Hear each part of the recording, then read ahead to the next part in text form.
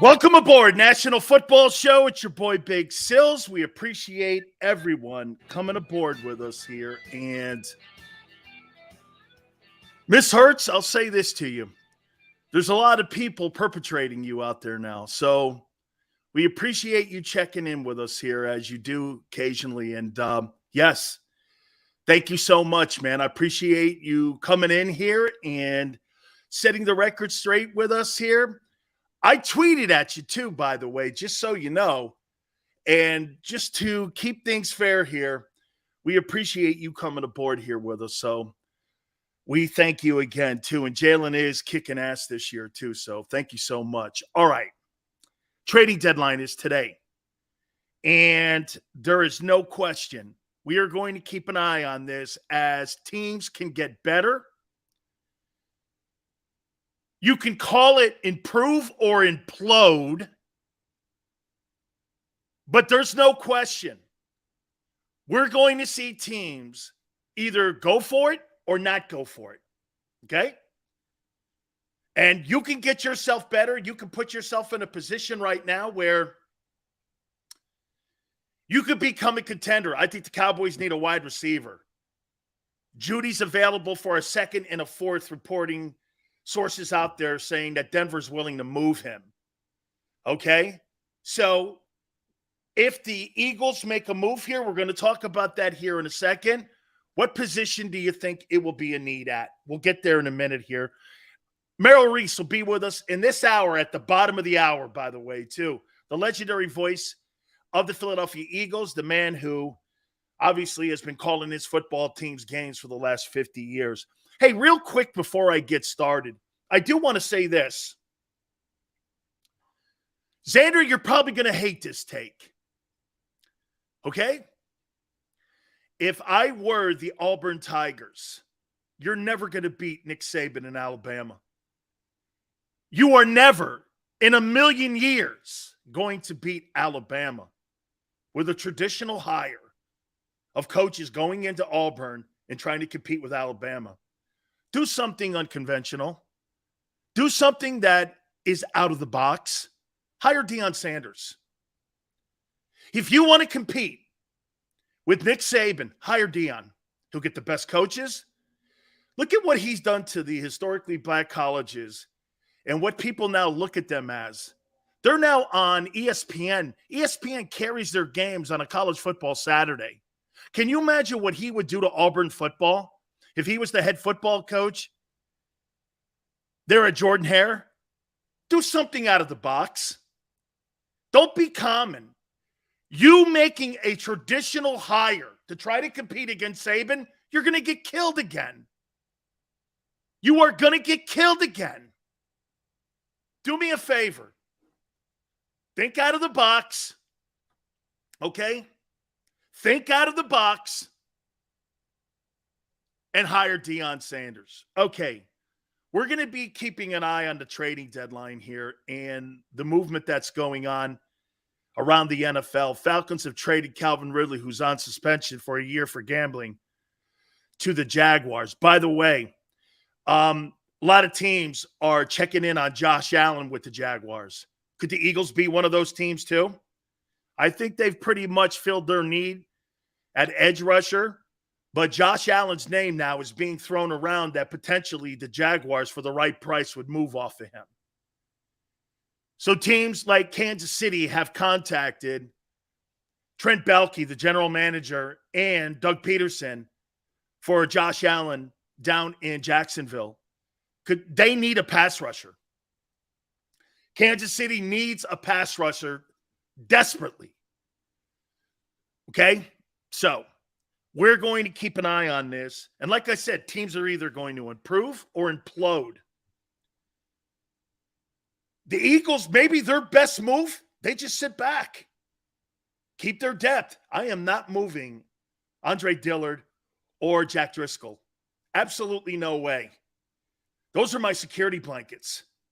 I am not moving those two players unless they are massive packages that teams are going to put a package together and a trade package together to get one of those two guys. I am not dealing those guys. You're going to need those guys for the stretch run here if you're going to win home field advantage. By the way, I don't think it's any longer in the conversation here about winning the NFC East. I think now it's more about home field advantage in the playoffs.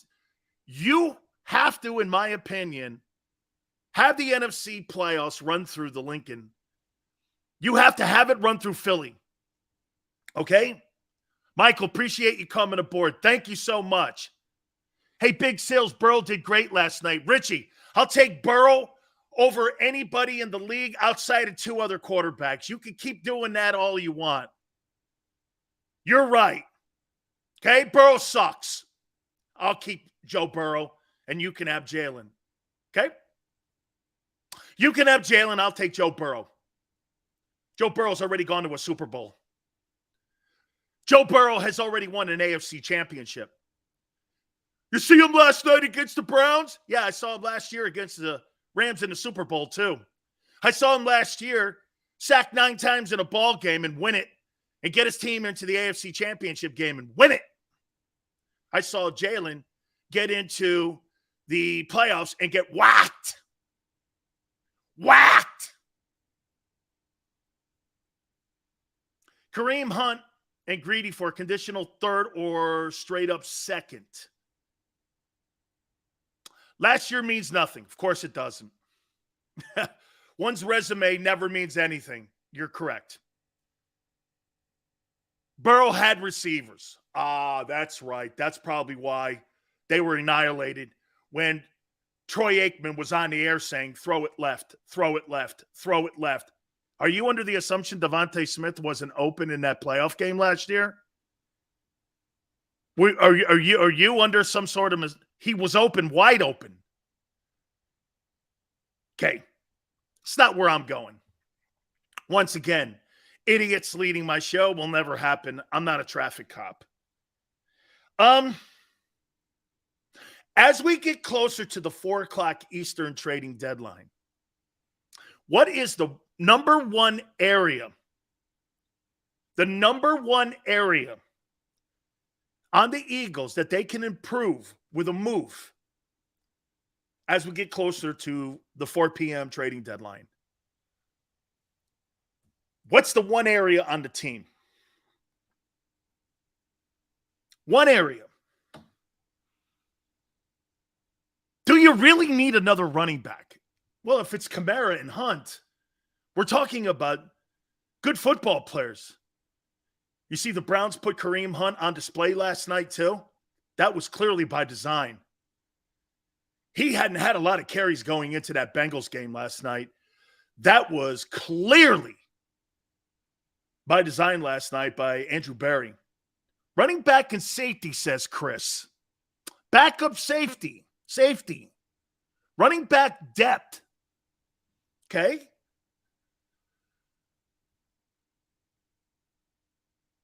Cox is also 32. He will wear down. By the way, we're going to talk a little bit about Jordan Davis's injury. It looks like it's going to be an extended period of time he's going to be out. Okay? And by the way, I think that hurts your run defense. Not that you guys have been playing spectacular run defense, but that hurts your run defense. I think he's helped a lot on the run defense, him being in the ball game when they put him in there. You know, one of the big differences this year has been with the Eagle defensive front 4 has been you guys have won traditionally first down and not giving up those gaping running holes that you gave up a year ago. Okay? I mean, hey, by the way, would you move Hargrave? You know, I'll tell you this. Howie may have been thinking of moving either Fletcher or Hargrave prior to the Jordan Davis injury. He may have been thinking that. But now, obviously, that's a moot point. You're not going to put Milton Williams in there and give him significant time right now. Why? You're just going to keep Fletcher. Maybe try moving Fletcher in the offseason. Drew, I would say this. The majority of the money, though, for the Eagles is tied up in those tackles on the defensive side of the football. That's why they may have been really contemplating moving one of those 2 guys. They were on 1-year deal. That was set up for the trading deadline or trading them in the offseason. If clearly you're at a 1-year deal or you're in the last year of your contract like Hargrave, you could trade the guy, pay him the remainder of the salary that's owed to him, and if he walks out the building, he walks out the building. No harm, no foul, and you get a good player for a couple months. He may help you win a division. That was all until Jordan Davis's injury, in my opinion. Hargrave is better than Cox. He is. He is. Today, on November 1, he is better. Okay? Alshon will be off the books March 17th. Okay? He'll be off the books March 17th. Flash says, well, I saw a lot of Hargrave and Davis and Cox 3-man rotation in the Steelers game. I think we could use our edge depth better and still be fine. Again, though, Flash, the Steelers are pathetic. That's not a barometer or a gauge. The Steelers are not a barometer. And the Texans won't be. They're not going to be a barometer. Okay? They're not going to be. So you have to think a little bit higher and have higher standards than the Steelers. And I know it's crazy to say that the Steelers aren't a gold standard to gauge your team on versus their talent. It's the worst Steeler team that I've seen in my lifetime. Okay? It's the worst. This defense could be better with a better coordinator. There's something to be said about that. Hey, but did you hear Tony Romo during the broadcast? Tony Romo was blowing up Jonathan Gannon like he's the next coming of Kyle Shanahan.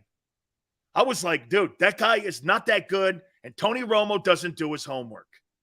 He's a quarterback. What would he know about defense? Seriously, or D coordinators. Guy won what? 2 playoff games? 1 playoff game? What would he know about going against good coordinators? That guy didn't do shit in his career. You talk about hollow stats? Tony Romo is the king and he is the stamp that you put on your letter for empty calories when it comes to statistics in NFL history. He did shit there. Tom Brady's got more playoff wins in the NFC, and he's only been there 2.5 years than what Romo had in 17 years as a starting quarterback for the Dallas Cowboys. Romo was a bum. Put up a lot of numbers. Jerry liked him, and he was a bum. Never would I want that guy. Now, I'll tell you this, though. To be fair to Romo, he completely overachieved. He was an undrafted free agent who went on to break all of the Dallas Cowboys passing records. Completely overachieved. But when we're talking about elite guys, Jimmy Garoppolo's better. Garoppolo's better than Romo. He's done more. He's gone further. He's won more. He's 5-2 in the postseason. He's 5-2. Romo in 17 years didn't do what Romo has done in 6 in San Francisco. Okay? I mean, really. Romo's a bum. A bum. No line for Romo either, Sills. Okay? No line last year for Joe Burrow, and he went to a Super Bowl. Graded out by Pro Football Focus as the worst O-line in the NFL last year were the Cincinnati Bengals. And that guy was a quarter away from winning it. The guy you guys say sucks now all of a sudden. Yeah, okay. You watch the contract that guy gets. They'll be writing him a check for $500 million. $500 million in Cincinnati. They're already building indoor facilities because of Joe Burrow in Cincinnati. Whatever.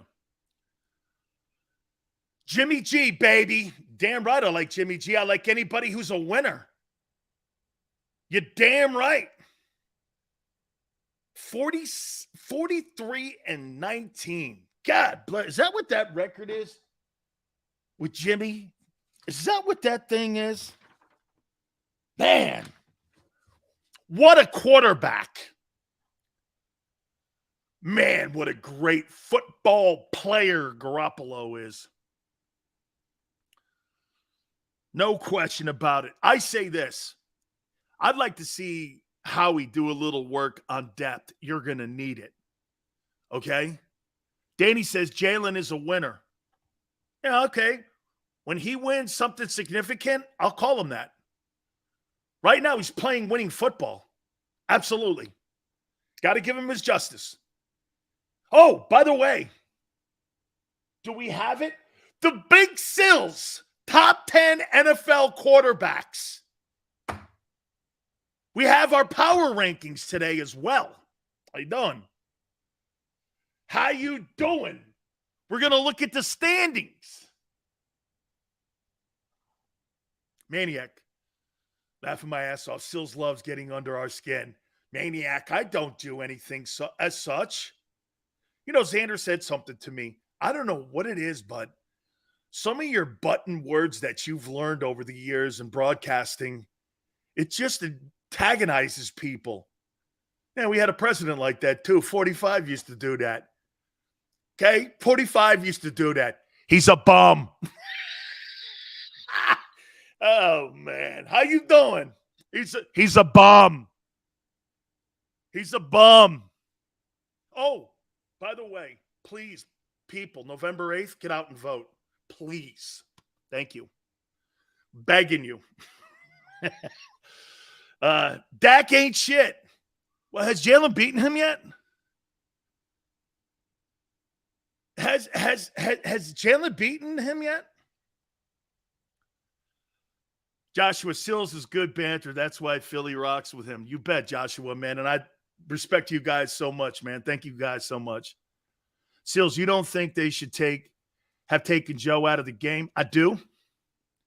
By the way, I mean, hey, quite frankly, I think they should have taken Jalen out of that Steeler game. Why would you have played Jalen Hurts once you had that game in tow? Why didn't you take Jalen out? What's the point of keeping that guy in the game when you have the game? As right now, hey, this Texans game, Jalen Hurts should not play the entire game. Don't play that game in a shit game that doesn't matter. You're going to beat this team by 2 touchdowns. You got to be favored in this game on Thursday by 2 touchdowns.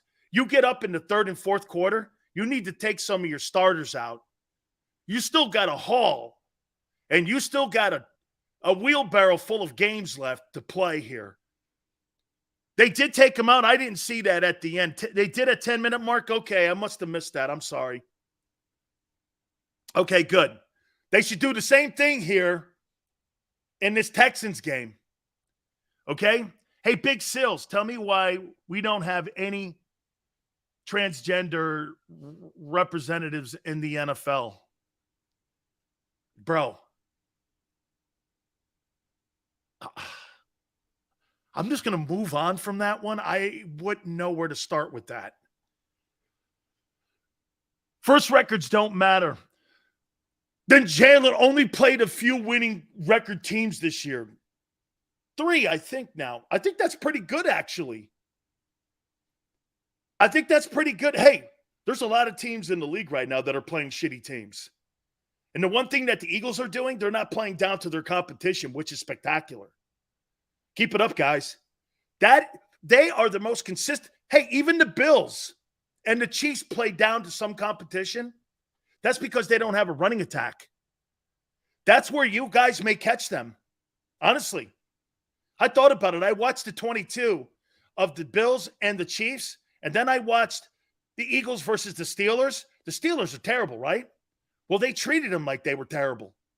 But if you watch some of the games with the Chiefs and Bills, they'll tiptoe down to those teams' competition levels, and they get bit sometimes doing that. Allen will throw a pick. Kansas City will have a couple 3-and-outs. The other team gets back in it. The Eagles don't allow that. The Eagles do not allow that. That's the one thing that's been consummate with the football team, even coming out of the bye. Jones, any trading news? He's asking. Not yet. We're keeping an eye on that. Believe me. Yeah, no, hey man, I think that they're playing to their own competition. They have set a standard, Philly, and they're really the only team that plays to that level every single week.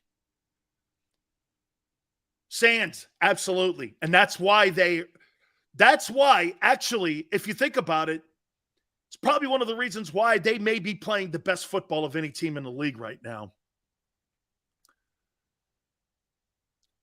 I have a feeling we aren't making a move.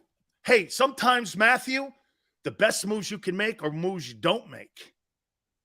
Okay? Sometimes the best moves. Hey, remember the move that was being thrown around about 10 years ago in Golden State? They wanted to trade Stephen Curry, and everybody in that organization was thinking of trading Steph. Jerry West, who was a consultant up there with Bob Myers, goes like this. I don't know. You shouldn't trade him, Bob. This kid's going to be a player. Well, what, 4 titles later? Look what maybe not making the move of the century did for the Golden State Warriors. Bob Myers and those guys wanted to move him. And Jerry West was like, I don't know. You might not want to do that. Okay? Dank says we made a move last week. Yeah, I think you made really a great move. And I think he's going to be active for this game on Thursday against the Texans. What a great way to get him going, too. Hurts better be 1 or 2 on that list. I don't know. I said he was in the MVP conversation. I had him as my MVP, but I wouldn't. He's not outplaying Mahomes and Allen. He's not. I have the numbers to prove it. Howie is doing his stuff, negotiating. He needs the Trump book. I'll tell you what, you know what the Trump book is? I get the best deals. Hey, Xander, can you do me a favor? Make sure you send Merrill Reese the link. He's looking for the link right now, if you can. Merrill just texted us, and he's looking forward to talking with you guys. Okay? The Eagles are the best team in the NFL. No, they're not. They're one of them. How can you say he's getting your vote, but then dog the dude? Sills only does this for views. I don't do anything for views, guy. I'm not that smart. I'm not that smart. You're giving me more credit than you are. I'm not that smart, dude. You think that I'm one of these anglers or these people that work in my business that are snakes. I'm not that smart, my friend. Sills only does this for, I don't even, I'm just learning what views are.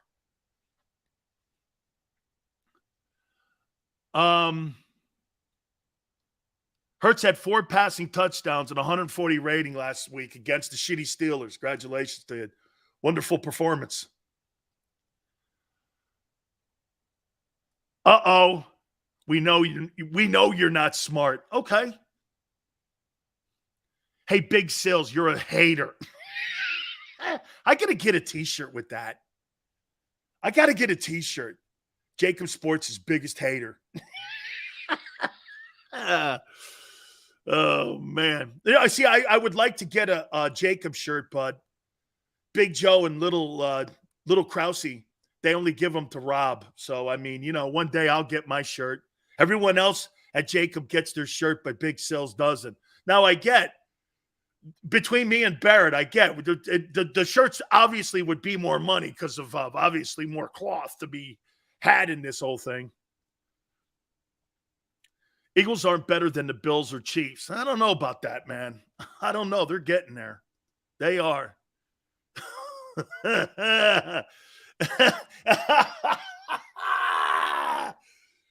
Heard you blew off the draft. Krause canceled the shipment.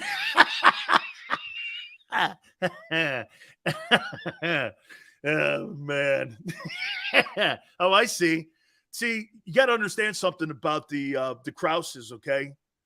The Krauses in this business form we have here, it's Hammurabi's code. It's an eye for an eye.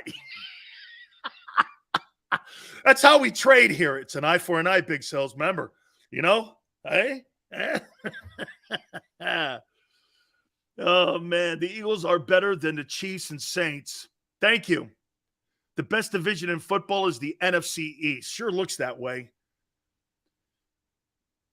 Dan, you're like my ex-wife. You don't give out compliments lightly. I don't.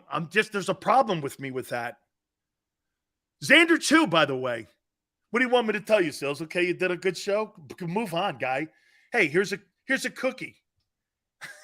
But then again, that's why I like you guys in Philly. Because I think that's really the way it should be. My grandfather was like that. I tell people this all the time. My grandfather never told me he loved me in my entire life growing up. He just showed it to me every day.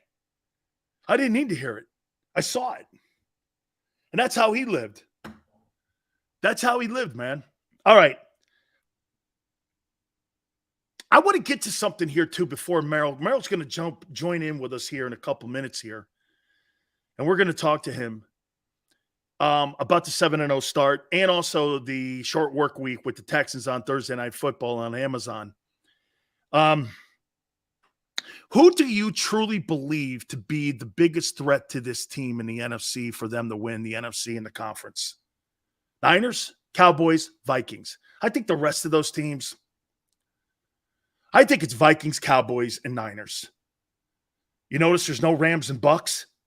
How could you have a list like that and not have Brady and Aaron Rodgers in it? But it's happened. Unless those two teams turn it around and they find some sort of fountain of youth, they're not going anywhere. You know what? The Packers and Bucks may actually end up missing the playoffs this year. How insane is that? They may actually miss the playoffs. And the Falcons may win the South. The Vikings are clearly going to win the North. And because of the way the teams are playing in the NFC East, do you know there's a possibility that three teams could come out of the NFC East when it comes to the playoffs? Three teams could come out of the East. You're not going to get a team coming out of the West outside of the division winner. The South is not going to have a division winner outside of the division winner. And the North. You're going to have three teams potentially come out of the NFC East. Cowboys, Giants, who knows? Maybe Washington catches fire. What if Washington ends up upsetting the Eagles and they start making a push for the playoffs? I don't know. They could do this, man. I'll tell you what, I think a lot of people right now have to be pretty impressed and pretty surprised with the way that the NFC East is turning out to be more of a battle. And the Eagles sitting there at 7-0.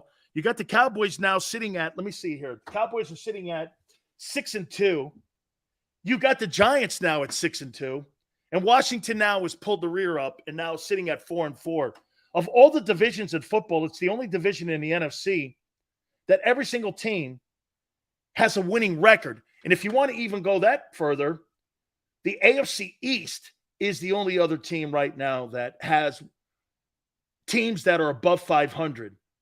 The AFC East and the NFC East are the two teams, right, or the two divisions, one in the NFC and one in the AFC, that have all their teams above 500. So we're getting ready to go to Merrill Reese here in a second, and we're going to talk to our friend and get his opinion on what he's seen so far with this tremendous start of this football team. And Xander, are we ready to go to Merrill here? Can we go to him now?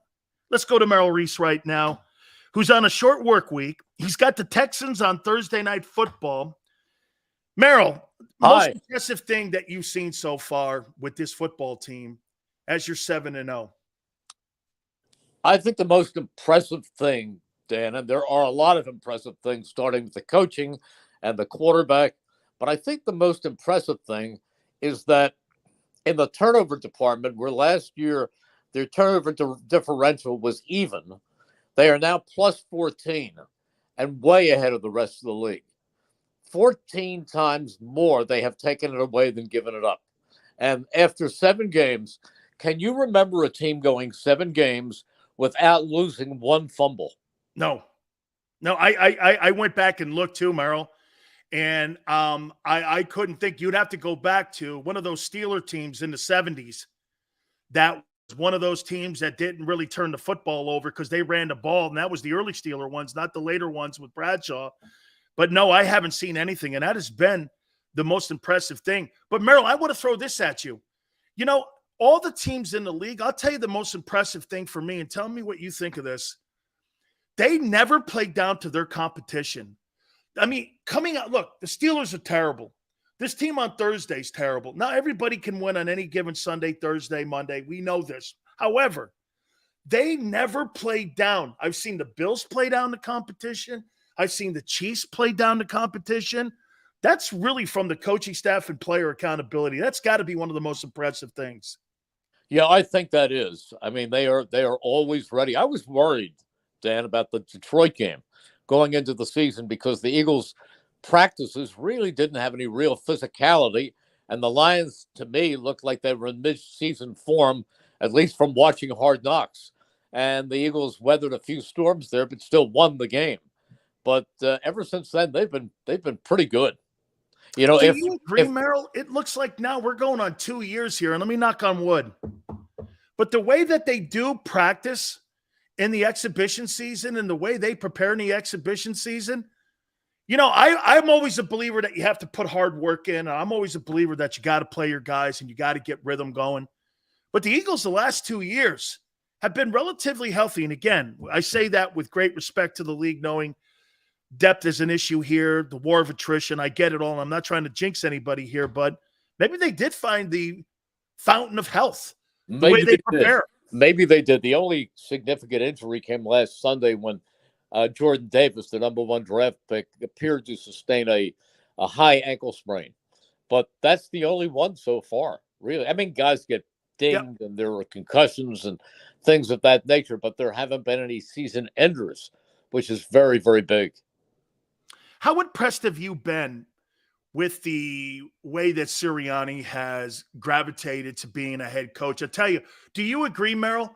Ever since he handed over the play calling duties to Shane Steichen, Nick Sirianni's been a better head football coach. Well, Nick is a good coach. I don't know if handing over the play calling is the difference. And I think, and I've said this to you before, I think the play calling is overrated, that it's execution.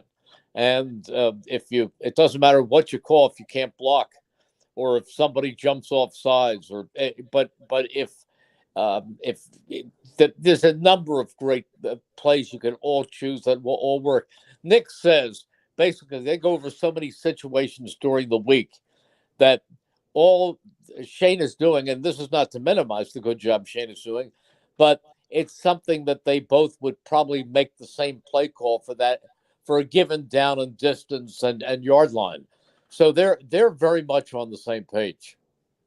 Merrill, somebody just said something here about the playing time for Nakobe. Are you concerned that, they had a substantial lead and we didn't see Nakobe Dean at all in that game against the Steelers when it came to playing the linebacker position? Are you concerned that he's not getting enough playing time? Are you concerned that, again, everyone else pretty much played in that game but him? Well, I know that the defensive coordinator, Jonathan Gannon, is not disappointed in Nakobe Dean. He thinks he's going to be a great player. It just takes time. And right now, the linebackers are playing so well. And let's face it, very often you're only dealing with 1 or 2 in a passing situation. But Nakobe Dean's day will come, and he's playing very well in special teams. Now, I know that sounds like, yeah, but she has a nice personality. But the truth of the matter is Nakobe Dean is a good football player. And you may not see it this year as a linebacker, but eventually when he gets in, he will succeed. Merrill, I try telling people the same thing. Some guys are just, it takes a little bit more time. Some guys you can plug right in. You've seen this too, right? You put a guy in there, right, Merrill, and all of a sudden he just doesn't pick it up. And then, boom, there he is in the second, third year. He picks it up and he's a ball player and turns into an all-pro. Well, aren't we seeing that not on defense, but aren't we seeing that right now with Geno Smith in Seattle? We sure are. That is absolutely a great comparison. All right. I get a vote for the NFL alumni that NFL honors at the end of the year. And I got to tell you right now, I would have never have said this at the beginning of the year, but right now, after 8 games, I got to tell you, Merrill, I mean, I got Jalen Hurts is right now getting my MVP vote. I mean, how shocked have you been? We're not, before we were comparing him, Merrill, to Kirk Cousins and other guys. Now we're talking about him and Joe Burrow, Patrick Mahomes, Josh Allen language. I mean, it's been quite an ascent for him, hasn't it, this year? It has been. About an hour ago, I was at the facility, and I asked Shane Steichen, the offensive coordinator, and I said to him, are you surprised, not that he's better, because you liked what you saw with Jalen last year, but that he's not just improved, but he's improved to the point where he's on a whole other level? And Shane Steichen said, no, I expected it. He said, I see it every day in the meetings. I see it every day on the practice field. I saw it all summer at camp. This was coming. There were just certain things he had to adjust to and improve upon, like making quick decisions and reading downfield. But he has done that. And he said, I'm not surprised. I expected this. And I didn't see that coming. I saw a starting quarterback, but I didn't think we'd be seeing the elite performances that we're seeing this year. Absolutely. I mean, he's just knocking the cover off of everything and all the doubters and what they're saying about him. All right, Merrill, you've covered this team for such a long time here, and you're like a Eagle encyclopedia. If you had to pick a wide receiver, T.O. or A.J. Brown, who would you want in your huddle? A.J. Brown. Wow. Why? Well, first of all, you said in my huddle. Yes. So don't know that A.J. Brown's not going to be screaming, I want the ball.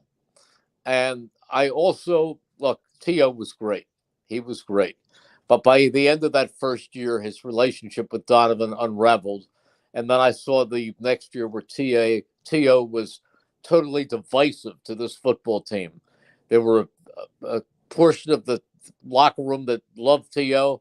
and another portion that wished he would just shut up and go away, which, well, I don't know if he shut up, but he did go away. But T.O. has not done well in the teammate parade, either in San Francisco, Philadelphia, Dallas, or Buffalo. 2 last questions for you, Merrill. You know, you look at where everything's going here with this team here, and the job that Miles Sanders is doing for the offense. He's on pace for 1,400 yards. They may be in the market for another move here as we get closer to 4 p.m. Eastern. People are talking Kareem Hunt. I don't know what the Browns do after last night. They put him on display. Just really not enough being said about him and how well and how important he's been to the offense. I agree. I don't think they ought to do anything in the running back department.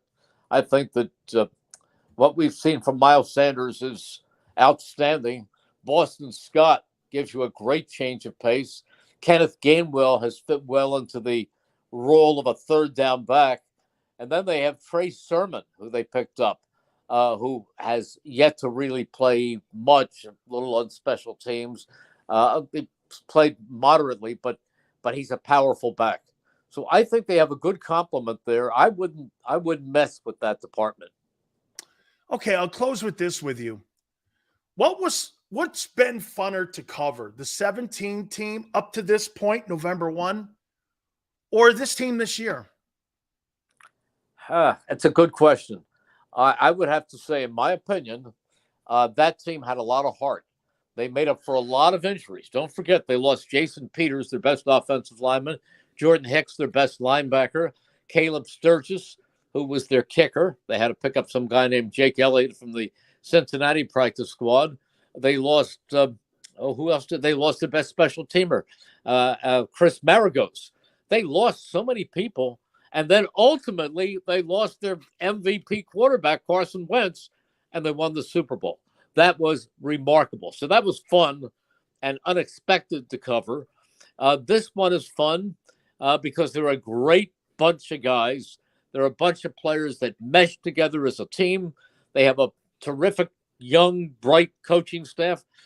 They're both, and I'm a big Doug Peterson fan too, of course, and also a Nick Sirianni fan. So they're both fun to cover when you're going through them. Now, this team hasn't gone to the Super Bowl yet, so that will be interesting. And as I mentioned, no Eagles team has ever gone 8-0, and they're on the verge.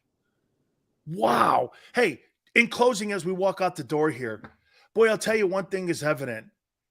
Indianapolis misses Nick Sirianni. And I got to tell you, Merrill, I mean, you know, I know that he was with Frank a lot. He was with Frank in San Diego when he was a wide receiver coach with him.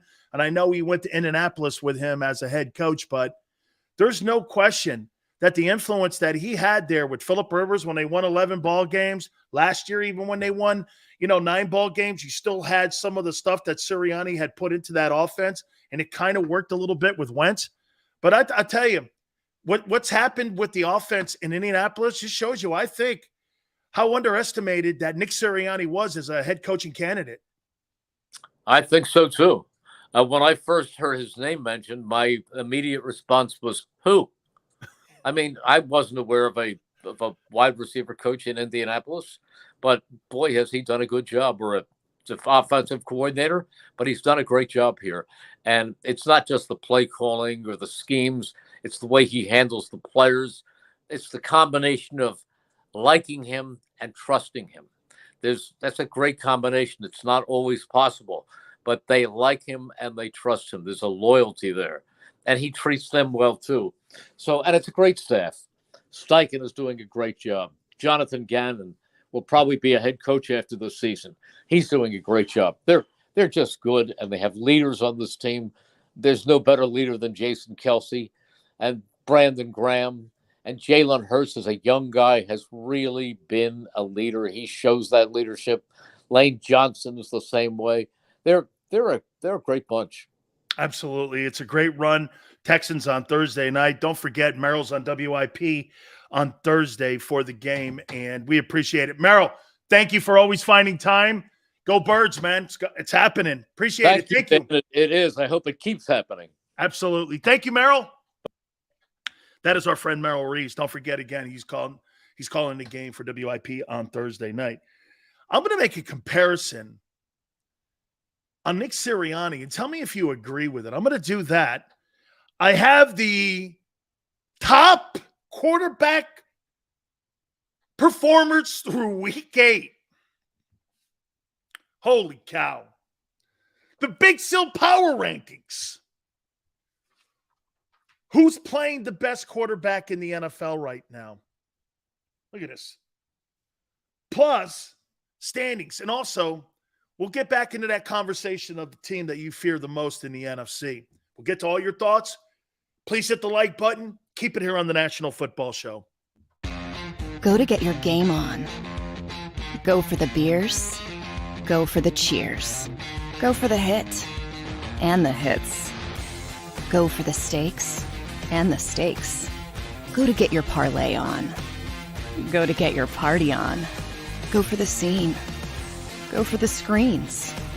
Go for the gallery. Go for the win. Go to Ocean. Visit theoceanac.com to plan your visit. Since 1977 at Rafferty Subaru, we have always been about our customers and the community. Early on, a safe and durable option, we've evolved to become the best overall brand according to Kelley Blue Book. Over the last 14 years, we've donated thousands of dollars through the Subaru Share the Love event and found homes for hundreds of pets. The Rafferty family is proud of our 45 years in business. This month, celebrate our anniversary with special financing on select models. Visit us and see why.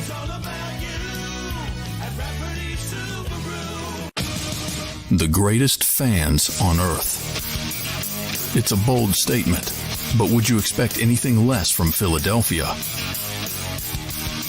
58 years of heartache creates a toughness, a grit, a resolve not found in most. Sure, our prayers were answered, but now that we've had a taste, we're looking for more. Pondley Hockey, official partner of the Philadelphia Eagles.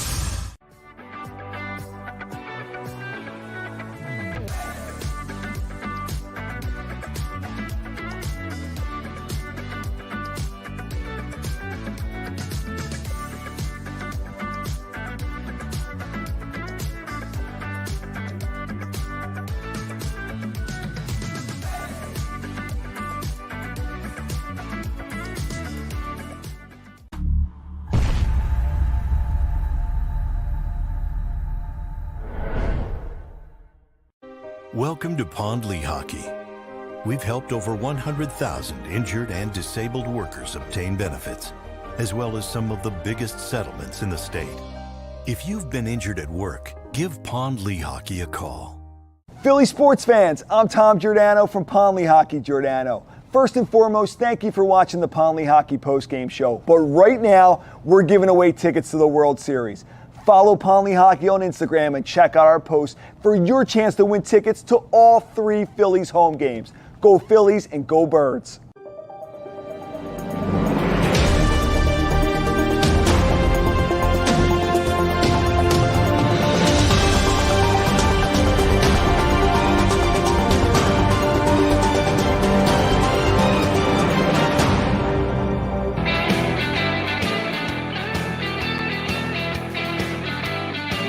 Sills National Football Show. Please hit the like button. Thank you so much for coming aboard with us. Some of the best quarterback play in the National Football League. We're going to hit on that. Oh, yes.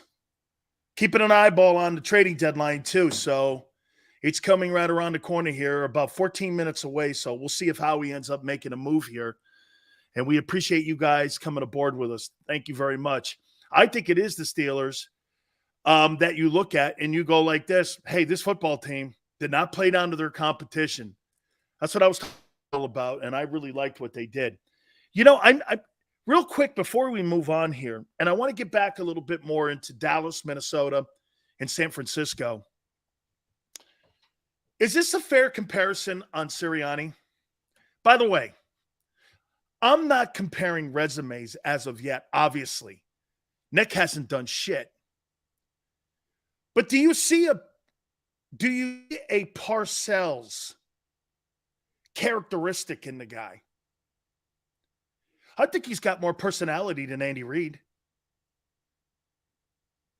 He's got more personality maybe than Doug. Right? Talking shit to his family members, wearing the shirts. Now, that's maybe a little bit more than something Parcells would ever do. But Bill was great at press conferences. You see a little Parcells, and why I say Parcells, he was the ultimate player coach. Okay? He's the ultimate player coach.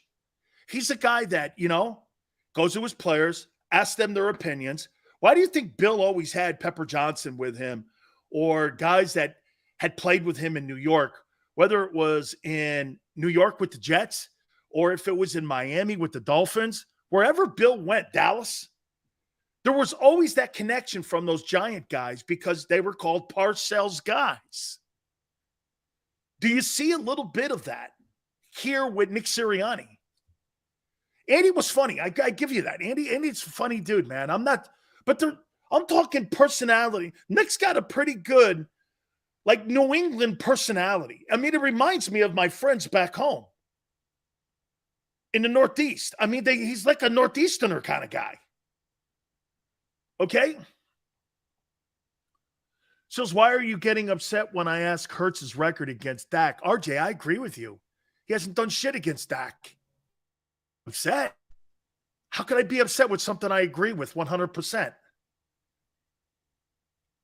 You're not listening. Vic's passionate. Yeah, he is. Okay? There you go, Trav. How you doing? Then how much do you pay an MVP quarterback?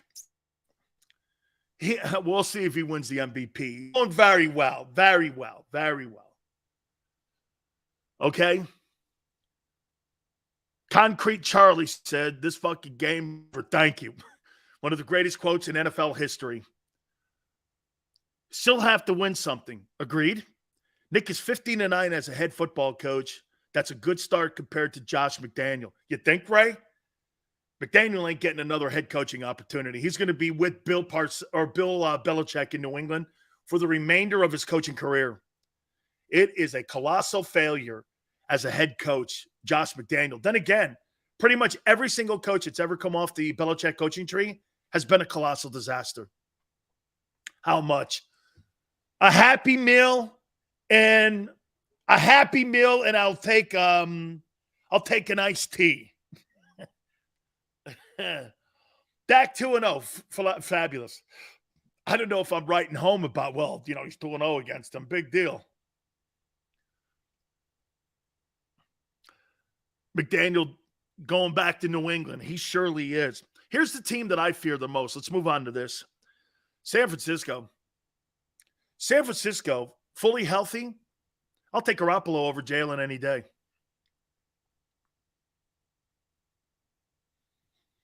I'll take Jimmy G over Jalen.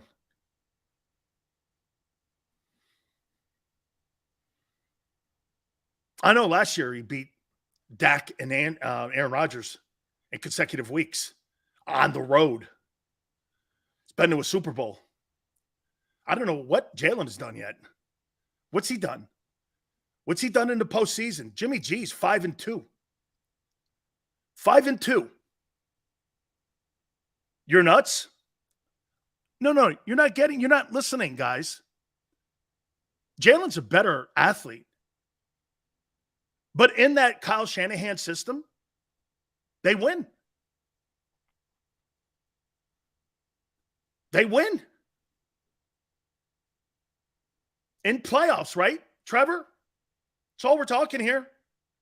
Jalen can have all the regular season numbers he wants. You guys can talk about all you want. What's Jalen Hurts done in the postseason? We don't know yet. Hey, by the way, it's not a rip. It's an unknown. It's an incomplete. Oh, wait. No, it's not. He was murdered last year in the playoffs. You have no idea how he'll perform again. Blockbuster interview. T.O. and McNabb. Make it Sills. I could get T.O. I know. I saw that, Hen. Okay? But wait a minute. What's crazy about what you guys are, you're wrong. Anybody who says that I'm wrong, I have facts to prove it. What do you have? Potential. Potential. Potential means you haven't done it. You guys can sit here all you want and go, he said Jimmy G. I did sports. Give me one thing that Jalen Hurts has done more than Jimmy Garoppolo has done. I'm waiting. One thing. One thing. Give me one thing, and I'll go, you're right. T-Car goes Garoppolo's average. Funny, he's got a better record than – he's got the 5th best winning percentage of any quarterback in pro football history. One thing he's done more than Garoppolo. Jalen didn't lose to Atlanta. No, Garoppolo won an NFC championship. What has Jalen done? Garoppolo's teams are 5-2 in the postseason. Kyle Shanahan is 9-29 without Jimmy G as a head coach in San Francisco. By the way, you're getting this wrong here. You think that I'm saying that Jimmy G's a better quarterback than Jalen Hurts. No. He fits perfectly for what they're doing in San Francisco. Could Garoppolo go somewhere else and win? I don't know. But I know he wins there. He wins almost 75% of the time every weekend. Hurts is on fire? What's he done? Jimmy never had 10 straight wins. That gets you nothing. You take your 10 straight wins, and I'll take the NFC championship in 2 of the last 3 NFC title games. Wow. Boy, are you a cheap date. Oh, he's won 10 in a row. And? And?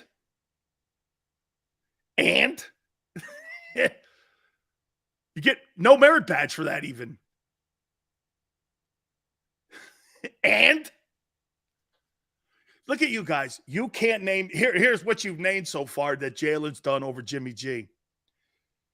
He lost to Atlanta, and Jalen's won 10 in a row. Well, Jimmy G is 42-17, 5-2 in the playoffs, has an NFC championship, and 2 NFC championship game appearances. What has your guy done again? I'm waiting.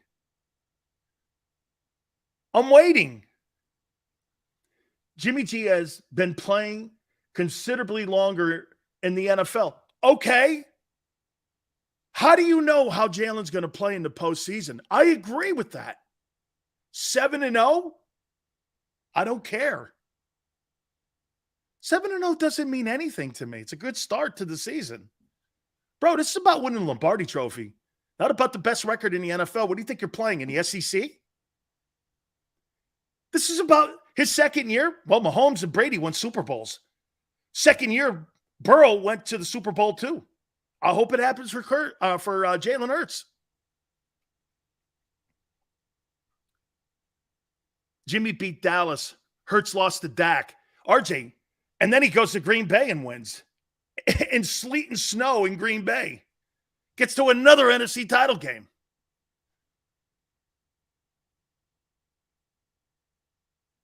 I mean, look. Nobody's saying that Jalen's not playing great. I'm going to show you. We're going to get to the top of the hour here. The Big Sills power rankings for quarterbacks will be at the top of the hour. Sileo, who do you think has more poise in the pocket? Jalen.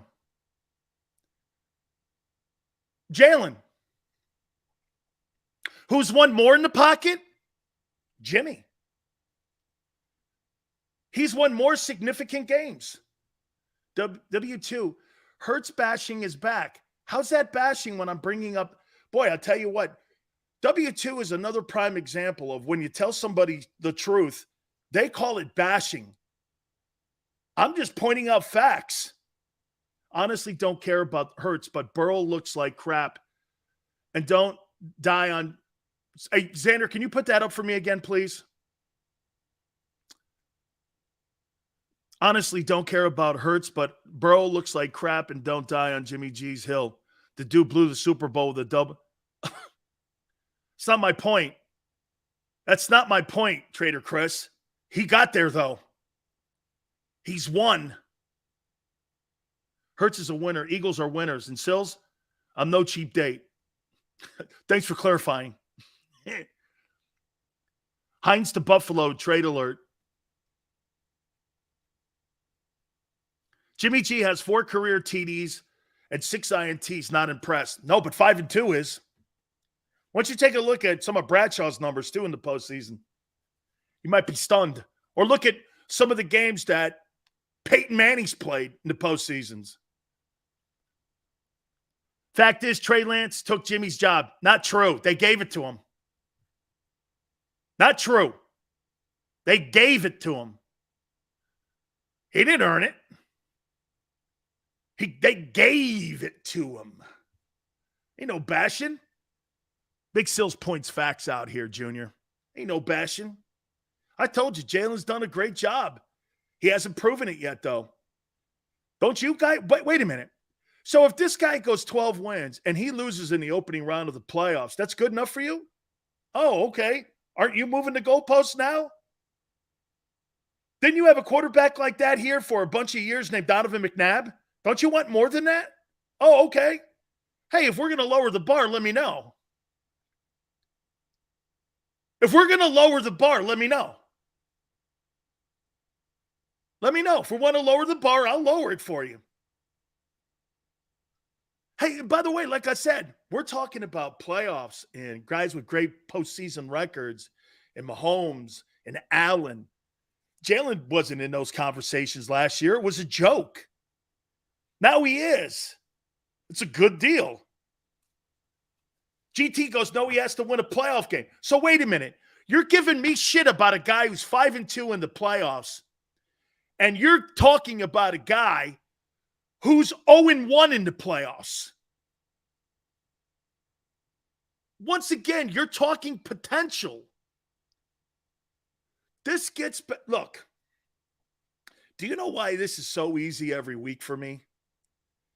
Because Jalen is in uncharted territory every week. What he did against the Steelers, great. It's the evolution of Hurts.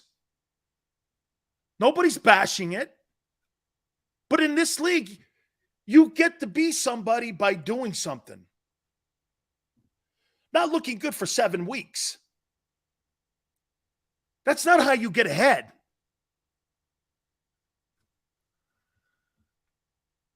Ray goes, no ring. Yeah. Well, at least he has one ring, an NFC championship one. At least he's got to the game. And by the way, this guy just dismantled the Rams. You dismantled the Steelers, who had the worst team in 55 years.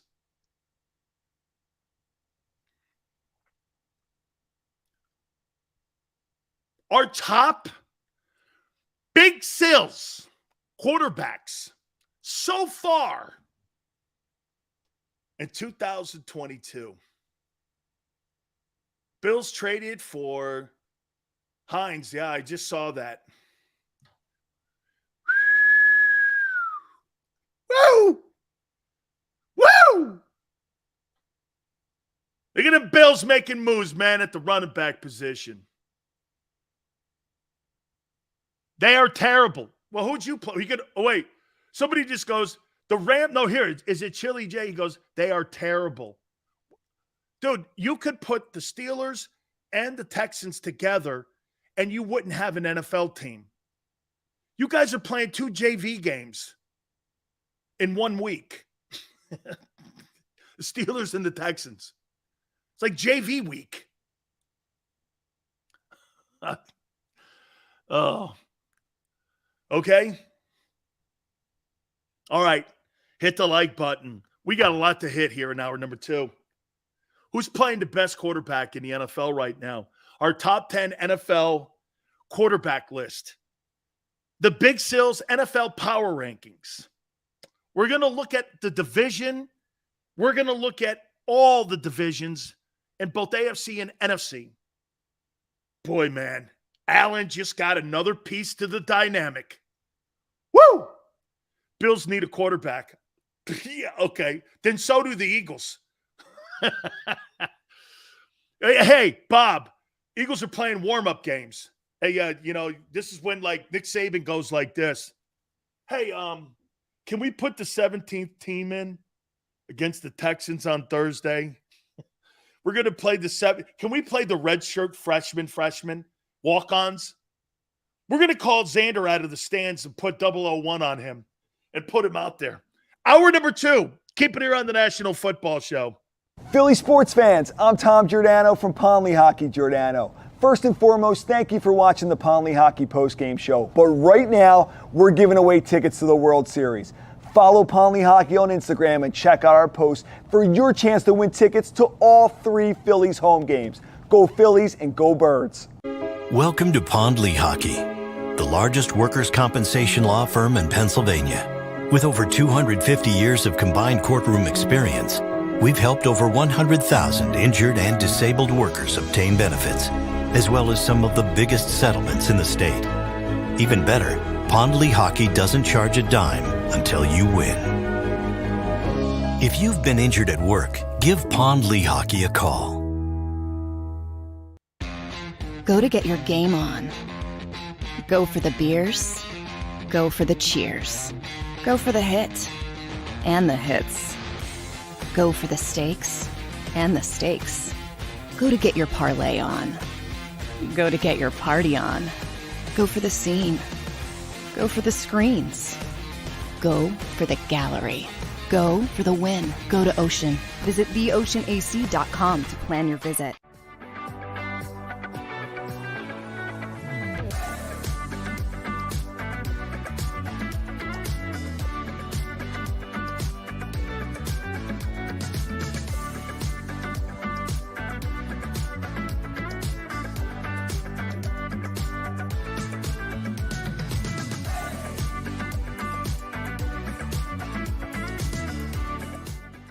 It's a fall car fest, and Jeff D'Ambrosio, Destination Downingtown, says yes, you can. Jeff says yes, you can choose from over 1,000 vehicles in stock with no wait. Yes, you can still get low prices, leases, and big discounts. Yes, you can still get low interest financing. And Jeff always says yes, you can have a real deal buying experience without the hassle. When the other dealers say no, you can't, Jeff says yes, you can. Jeff D'Ambrosio, Destination Downingtown. Nobody treats you better. Jeep Adventure Days.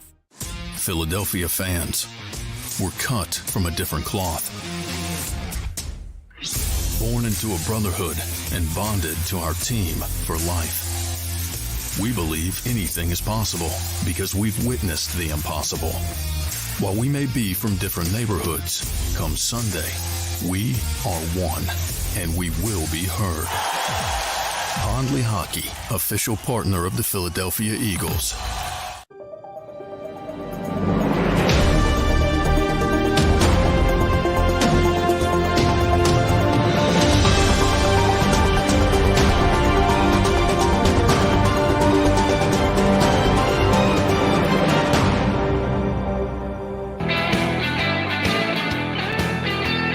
About them Vikings, baby.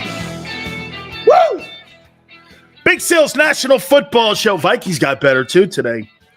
Trading deadline. Now, listen, just because you don't see any movement right now doesn't mean that a trade hasn't been submitted to Park Avenue. If the trades are submitted before the 4 o'clock p.m. deadline, and you're also given a little latitude if you're in the middle of negotiating. So if you're negotiating, according to the NFL collective bargaining agreement, you still have a chance to consummate a deal. If you are talking to a respected team right now, you get a chance to close that deal up, and then the league will report it. And as long as you're working on a deal by the 4 p.m. deadline, you don't have to have them submitted by 4 p.m. You can still be working on those deals by the 4 p.m. deadline. So keep an eye on everything. If anything happens, we'll let you know here. So we'll keep you updated on that. Man, I'll tell you what, you don't want Kareem Hunt going to the Buffalo Bills also. Woo! Man, would that be something else, man. Yeah, TJ Hawkinson to the Vikings. That makes them better. Look out. Please hit the like button. We're going to get to the NFL top quarterback play so far this year after week 8. The NFL power rankings according to Big Sills. And, oh, by the way, too, guess what we have here? We have the MVP. The MVP odds. Okay? The MVP odds. Let's do the power rankings first.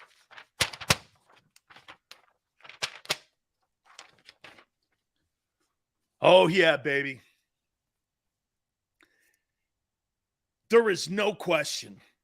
This list is maybe one of the most surprising. Okay? You dismantled the Vikings. You sure did. I remember a team like the Giants beating the undefeated Patriots in the final game of the regular season. And then that Giants team coming back to beat them in the Super Bowl. Easy. Relax. Postseason's coming up. Things are different all the time in the postseason. Your boy hasn't done anything yet. He's played well.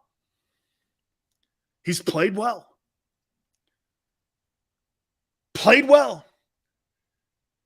Josh Allen is special. He's special. Here, let me just give it. We kind of broached this a little bit yesterday, but here's Jalen Hurts' numbers, by the numbers. If he continues the game that he's playing right now, he'll have, like GT said, he'll have thrown for 4,000 yards. Thank God he's upped his touchdown total. 515 attempts, 345 completions, which is kind of low. Very 80s-ish. for 43-69, 67% completion percentage. 24 touchdowns, 5 picks, which is great. 105.1 quarterback rating. Here's Josh Allen. No, Danny, you don't want to compare these.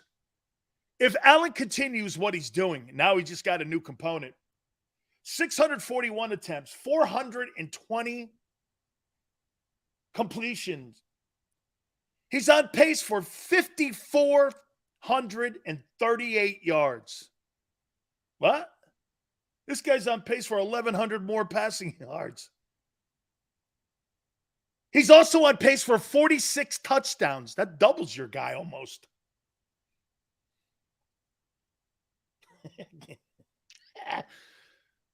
Wait till I get to Mahomes. It's even more obnoxious. And 65.5 completion percentage. With a 105.9 quarterback rating. Ranked ahead of Jalen.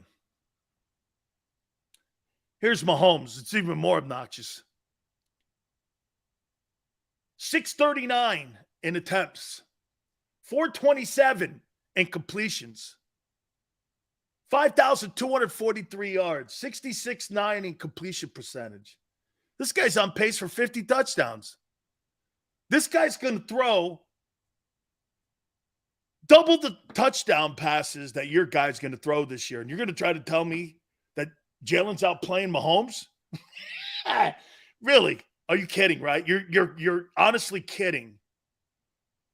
You're honestly kidding. He's going to throw for 50. Your guy's on pace to throw for 24. And you're trying to tell me that you think really that Hurts is outplaying Patrick Mahomes and Josh Allen, who are going to throw double the touchdown passes and have a higher quarterback rating, actually. And about 1,200 more passing yards. Are you insane? You are insane.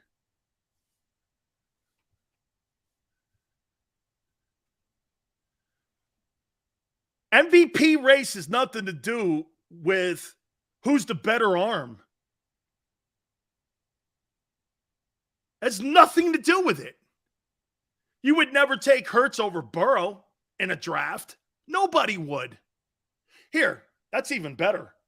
If you had to draft Joe Burrow, Josh Allen, and Patrick Mahomes, where would Jalen Hurts come in on that? 4th? Yeah, he would. But to Xander's point yesterday, to even be in that conversation with those 3 other men, Jalen Hurts is going to get paid. Okay? Jalen Hurts is going to get paid.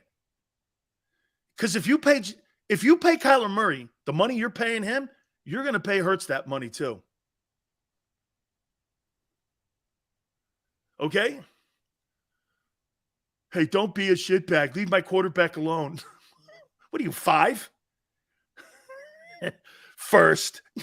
Yeah, taking him over Mahomes. Really? Oh. James, why are you, I'm not hating on him. I'm trying to keep you grounded because he hasn't won yet. It's going to be a great ride when he wins. Something. I know, GT. Why do people not see through the forest with that? You're on it. GT's right. 4th best quarterback can win Super Bowls. Absolutely. I mean, you don't hear me talking about Lamar in this conversation right now, do you? You guys need to, pump the brakes here. The comment that Xander Krause made yesterday is the most poetic one. So we're talking about Hurts in the Josh Allen, Patrick Mahomes conversation. I'll take that. But as fans, you should be greedy. You should be greedy. Okay? Lamar isn't a winner. Jalen is. I don't think that that's the case. Are you trying to suggest to me that you don't think Lamar Jackson's won 73% of his ball games? Are you suggesting that? Let's take a look at that. He's not a winner, huh?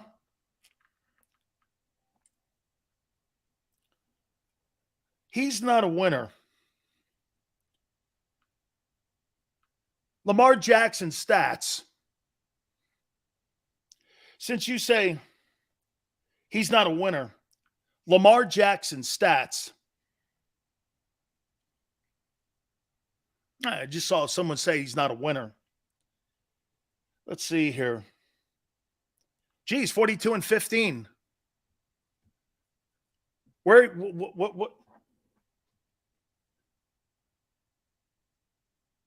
Led the NFL in touchdown passes.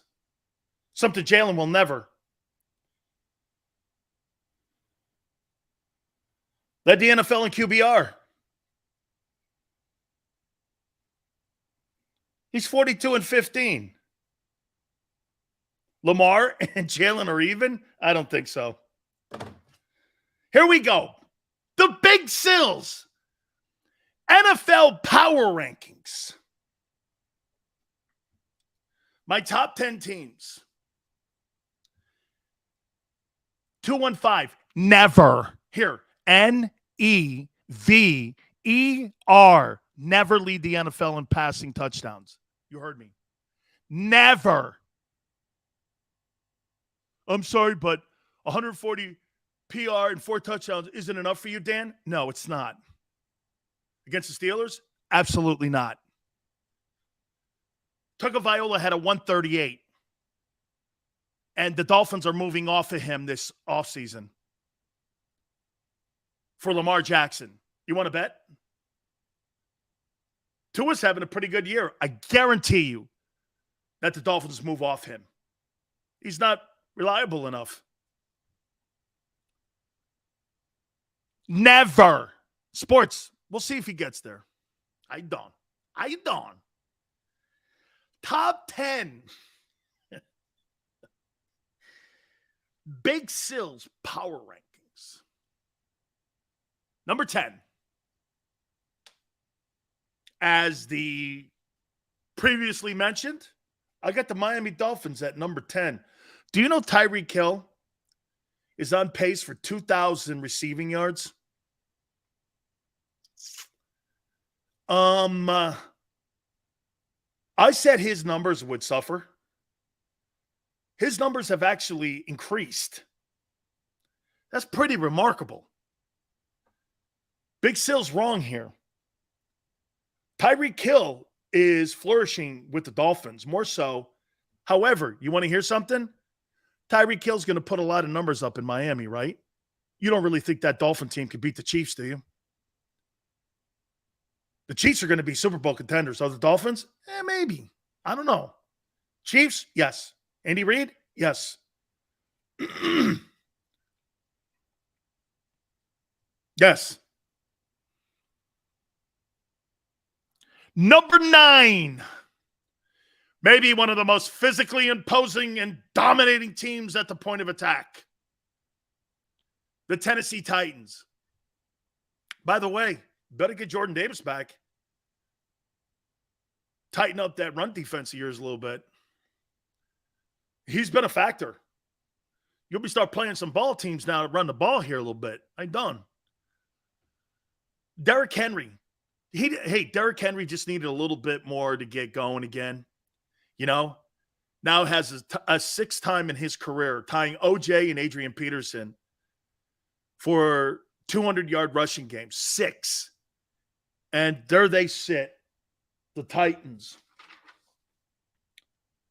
What's their record? 5-2. So much for needing A.J. Brown. A.J. who? I love the stats that the people are putting up. A.J.'s got more receiving yards than what the Tennessee Titans do. Who cares? They're 5-2. And currently right now, they got the 2nd best record in the AFC. Well, A.J.'s got more receiving yards than the entire Titans team. Who gives a shit? They're winning ball games. They're 5-2. Vrabel once again has his team winning ball games. They were the champs of the AFC regular season last year. They were the number 1 seed, and here they are again, hanging in there. How you doing? Take a look at that. Titans are not a contender. They had a very easy schedule. Well, I wouldn't be talking, Brandon, about easy schedules.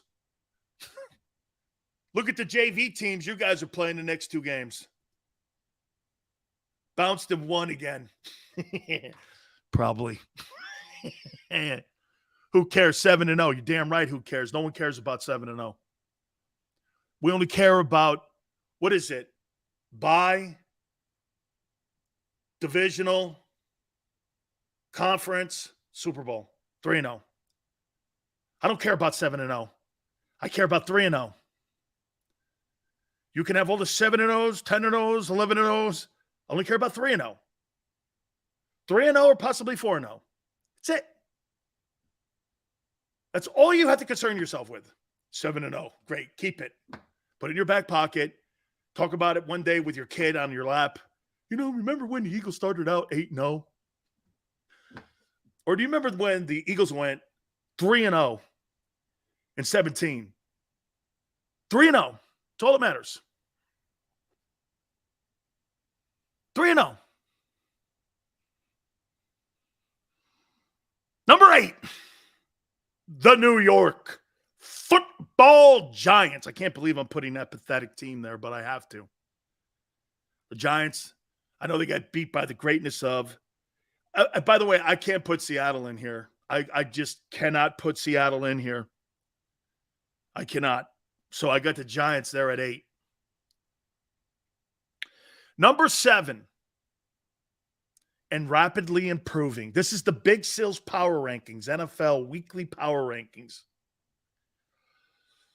To show you that I'm fair, number 7.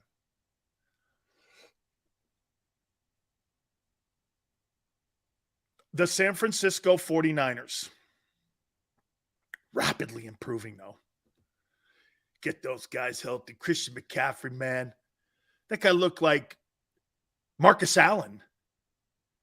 I mean, Christian McCaffrey looks like Marcus Allen. This guy runs in between the tackles. He catches the ball. I mean, he's incredible. Throws touchdowns. Okay? Number 7, the San Francisco 49ers.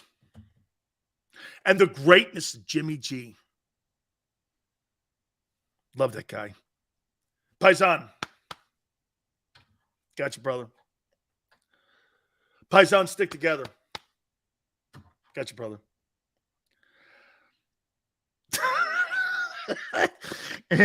Number 6. What a move. Roquan Smith to the Ravens. Ravens have to play better defense if they're going to win anything. I don't believe they're a true contender until we see how they play. Their back end stinks. Okay? It really does. Their back end stinks, man. But they added the best tackler in the NFL. Okay? Tomlinson did it before Christian McCaffrey. True. You're right. Here now, we're in the top 5 best football teams according to Big Sills. I agree, artist. Roquan, I'd love to have had him in Philly. Top 5. At number 5, the Dallas Cowboys with the greatness of Dak Prescott. Cowboys, though, here's what they have. Here's my problem, too. And you guys are right. I saw some of you talking about this yesterday. Bro, you can't give 29 points up to a shitty Chicago team. You cannot. And 240 yards rushing and call yourself the best team and the best defense. The best defense in the NFL is in San Francisco. It's in San Francisco. And then the Eagles are second. The Cowboys, I don't know. You can't. Let me say this to you. The Eagles ain't giving up too. Well, we'll see against the Titans. But I'll say this to you. It will be a long day in hell before you see the Eagle defense give up 200 yards rushing to some team. I want to see that day. And I don't believe there's going to be a team that's going to run the ball for 200 yards on that 49er team when they're healthy. Fred's a great linebacker in the middle. Nick Bosa is the best or second best defensive lineman in the league. That's a good-looking football team, man. The Niners. And that defense is good. They're going to rapidly go up this list. But that Cowboy team, I got them at 5 But I'm telling you, you can't have the 27th ranked offense and turn around and give up 240 yards rushing. You cannot do that and call yourself the best defense. I guess that's why Micah Parsons gets a little bit angry at me on my Twitter page. I think they got fool's gold sometimes in that whole thing, okay? Hey, look, they get to the quarterback, and they do a nice job in pass protection or and pass defense. But when it comes to running against them, you can run the ball at them. You can run the ball at them. James, the Niners are awesome. Awesome. You didn't beat him a year ago. Jimmy G's already 1-0 versus your boy. Garoppolo's 1-0 versus your guy. And he came to your building and did it.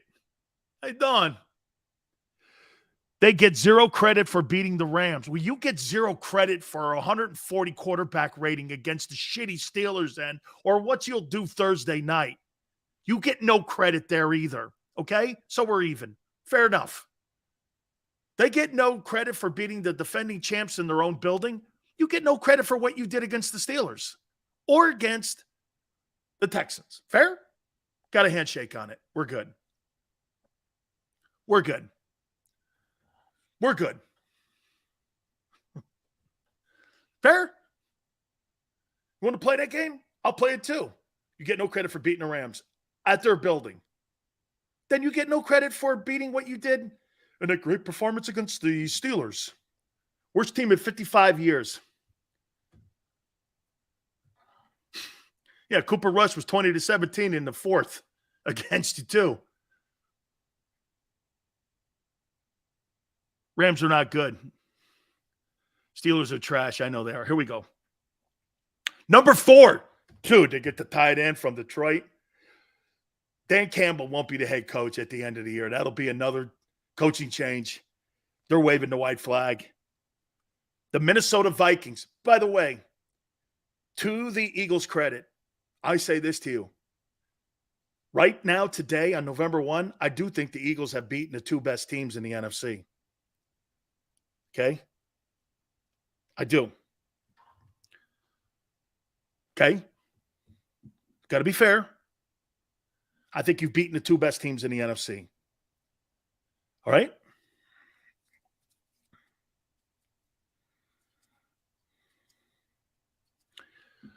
Yeah, and Jalen lost to Danny Dimes last year. Danny Dimes. Danny Dimes beat him. Worst quarterback in the division. Oh, wait, second best quarterback in the division. Oh, wait, that guy's now sitting. Tyler Heineke. Here we are now in the top 3.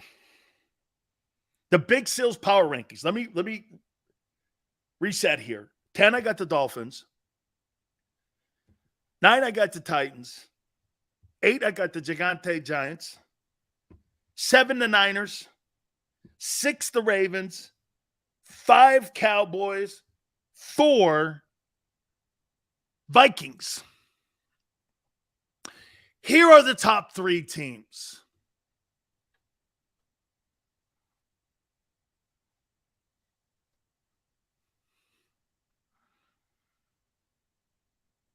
Number 3.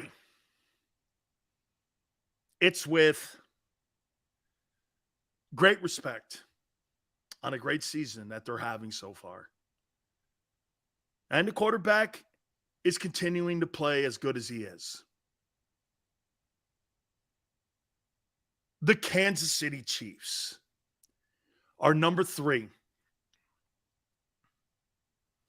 I think they need a pass rusher. And so far, they didn't land one. I don't know, man. They don't have a running game, really, and they don't have a pass rusher. I think that's going to catch them in the playoffs again. Dude, that football team's not the same team it was 3 years ago when they had pass rushers and they ran the ball. And quite frankly, to be candid, they really haven't been as good as they were when they had Kareem Hunt in the building. Kareem Hunt caught the ball, ran with the ball, did some really good stuff there. I don't know, man. I think Kansas City has some deficiencies. I really do. Number 2. God, I love this team. Number 2, the Philadelphia Eagles. Playing the most consistent football of any team in the league, not playing down to their competition. Their quarterback is improving every week. Their coach is improving every week. Their offensive coordinator should get looks as a coach and potential head coach in the NFL. I mean, there's some quality dudes that are running that offense right now. The offensive line coach, get this, the offensive line coach is the best in the business. You got an offensive coordinator who's 16-4 since he's taken over the play calling duties. You got a head coach who's being molded into a really fine-looking head coach.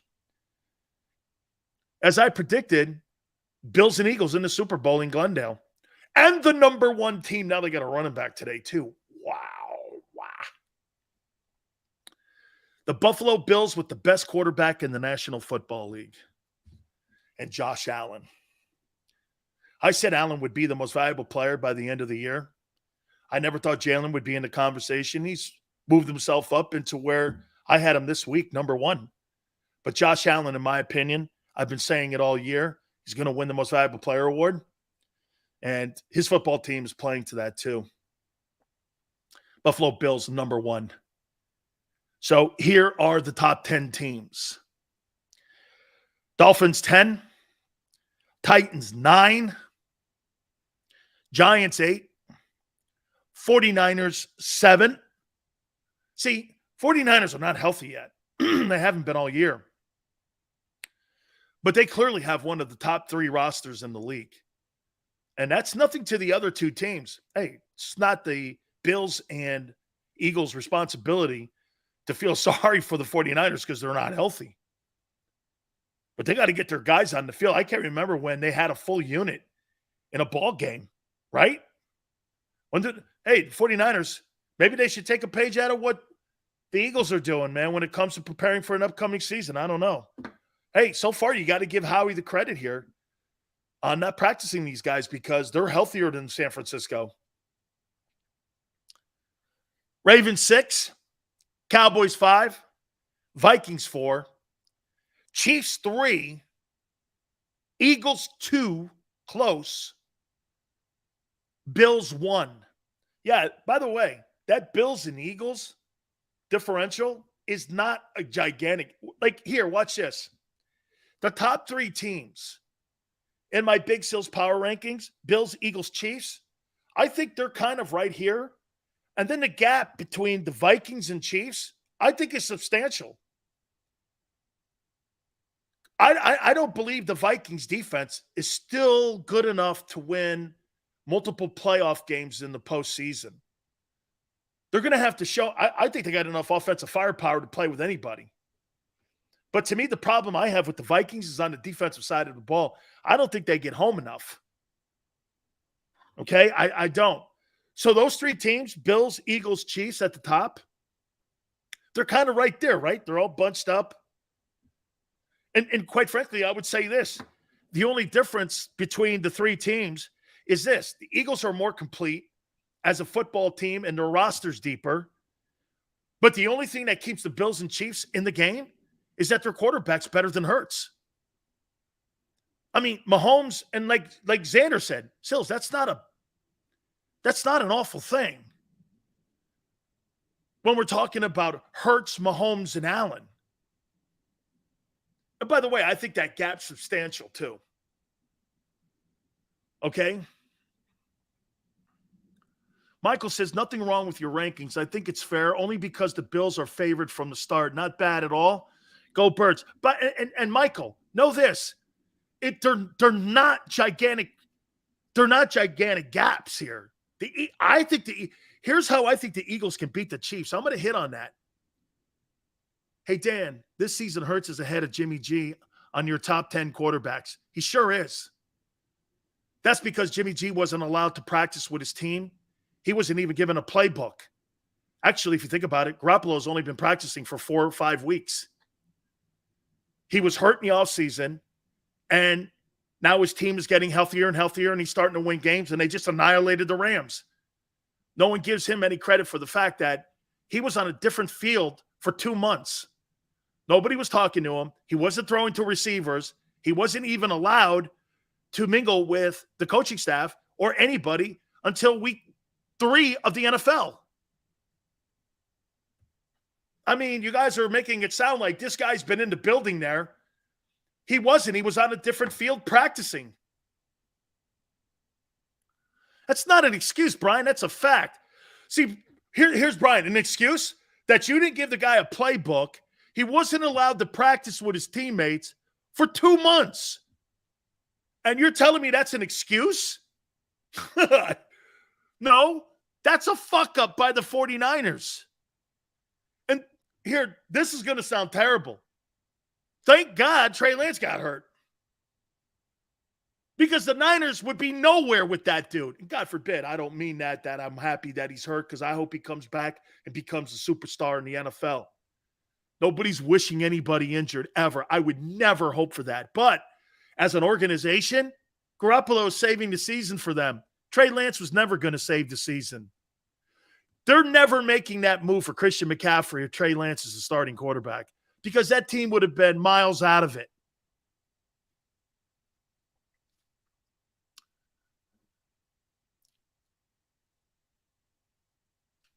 Great list. Here's, though, how I think the Niners. Well, no, let me. I'll go back to the Niners. Here's how I think the Eagles can hang with the Chiefs and the Bills.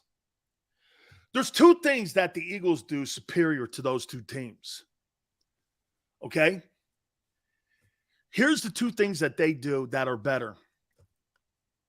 The Eagles play. You know what's funny? People go like this. Well, the Eagles haven't played their best football. Yes, they have. Yes, you are. You are who you are now. You're not playing any better. You have been the most consistent team all year.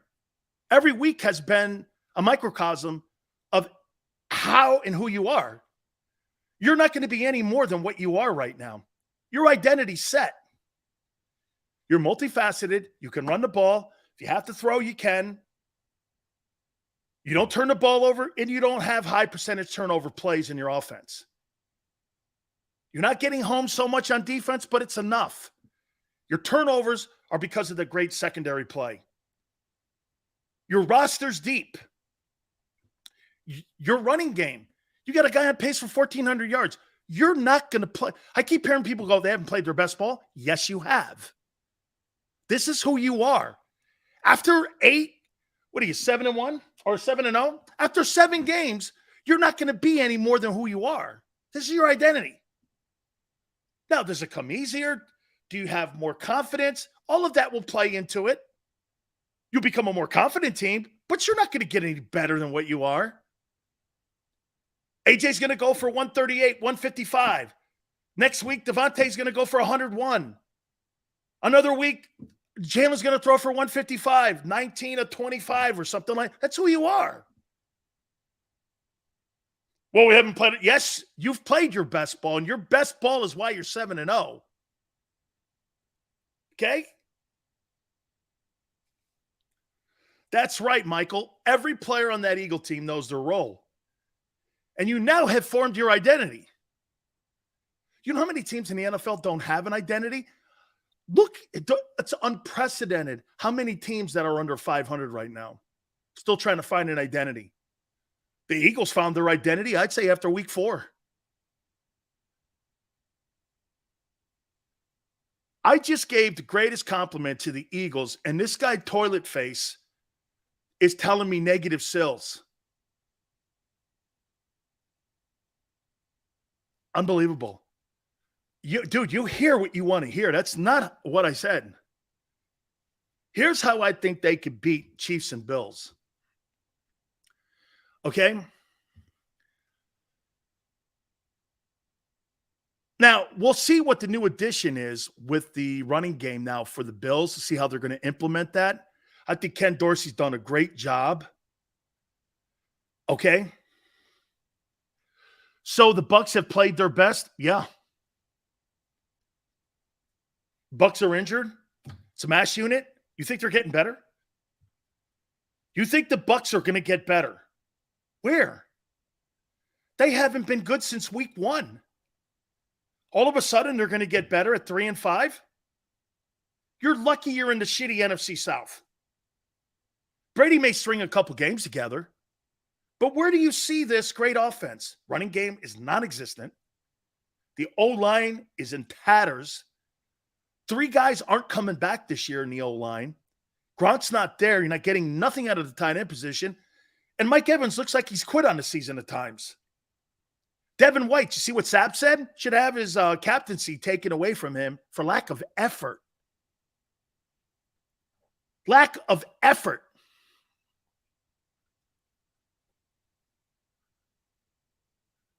Bucs lost Shaq Barrett, who was actually one of the only guys out there with Vita Vea that was playing the last game with any kind of heart against the Ravens. Rest of that team has waved a white flag, dude. Bucs are done, dude. I agree with Joseph. Brady's going to string a... Brady may get him to the playoffs. That team's going nowhere. Their O-line is in tatters. Okay? Joshua says, Sills, we don't lose games. We don't lose games that we're supposed to win. The other teams, Josh, it's a testament to the Eagles and how well they play. Hey, Brian, don't worry about Toilet Face. He's okay. They miss Bruce Arians. It's okay, Toilet Face. I'll give you a reprieve. Don't worry about it, kid. You can take the rest of the day off, and if you want to come back tomorrow, it's all good. Don't worry about it, son. Now I know what you're talking about, Xander. Now I know what you're talking about. It's okay, Toilet Face. I like you, man. You're all good. Sills, did you make up that name, Toilet Face, for that guy? Yeah, I did. Hey, PT, it's all good, man. Thank you for being here, man. I'm having fun. You're having fun with me, too, so it's all good. Right? Sills, what do you think about that terrible trade that the Jags made with Calvin Ridley? Dude, hey, we'll take Calvin Ridley next year. Jesus, criminy, man, right? Don't worry. Hey, don't pick on Toilet Face. He's a good dude. We need Toilet Face. Toilet Face is good people here, okay? You guys call me names, so, but Big Sills is known for making names up for people. Junior, I call Xander Junior. Hey, don't, Junior. All good in the hood, Big Sills. Thank you, William. I'm only kidding. PT, we're good, dude. I like Toilet Face, though, better. Hey, Xander, you cheering for the Vols? Hey, Vols are going to come get some this weekend, ain't they? Dude, I don't know how Adam Zimmer died. I know Mike Zimmer through the Cowboys and Jimmy Johnson. That's a terrible story. What was he, 28 when he died? That's a terrible story, man. Sills, how many black shirts do you own? Let me see. Fat guys. Okay, hey, Jeb, do you want me to tell you? Fat guys wear black shirts. We wear dark clothes. I mean, is that what you want to hear? Fat guys and big guys wear dark shirts. You got me.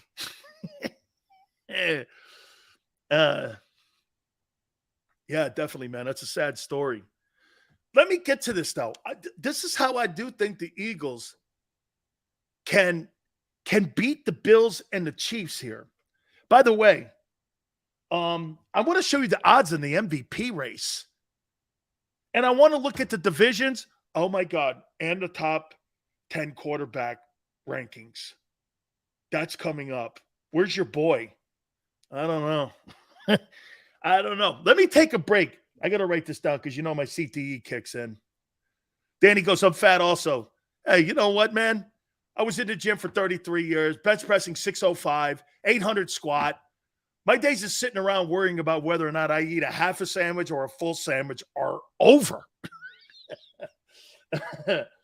Someone goes like this. So what are you doing about it? What do you mean, what am I doing? I spent 30 years, 8 hours a day working out. I don't eat half a sandwiches now. Someone goes, hey, Sills, what do you want? You want a piece of pie? Watch this. Hey, Greasy. Someone goes, hey, Sills, you want a slice of pie? I go, no. I want a hunk. No. I want a hunk of pie. Big Sills don't eat slices of pie. My grandpa taught me that. No. I want a hunk. Hit the like button. We got a lot to hit on here, man. Thank you guys so much for being here, man. Totally having a great time with you guys today. Please hit the like button. Keep it here on the National Football Show. Go to get your game on. Go for the beers. Go for the cheers. Go for the hit and the hits. Go for the stakes and the stakes. Go to get your parlay on. Go to get your party on. Go for the scene. Go for the screens. Go for the gallery. Go for the win. Go to Ocean. Visit theoceanac.com to plan your visit. Since 1977 at Rafferty Subaru, we have always been about our customers and the community.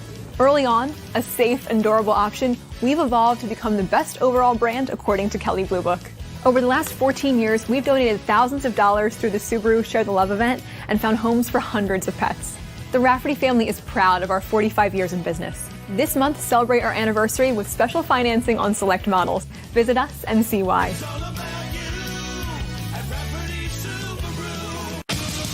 The greatest fans on earth. It's a bold statement, but would you expect anything less from Philadelphia? 58 years of heartache creates a toughness, a grit, a resolve not found in most. Sure, our prayers were answered, but now that we've had a taste, we're looking for more. Pondley Hockey, official partner of the Philadelphia Eagles.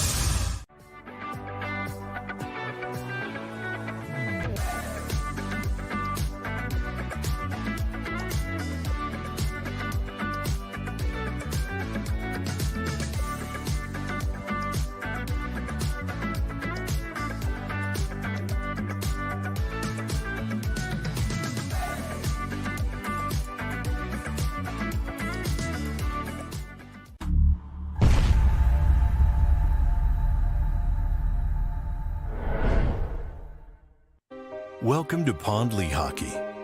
We've helped over 100,000 injured and disabled workers obtain benefits, as well as some of the biggest settlements in the state. If you've been injured at work, give Pondley Hockey a call.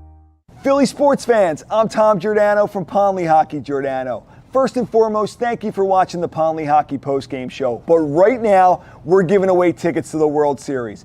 Follow Pondley Hockey on Instagram and check out our posts for your chance to win tickets to all 3 Phillies home games. Go Phillies and go Birds.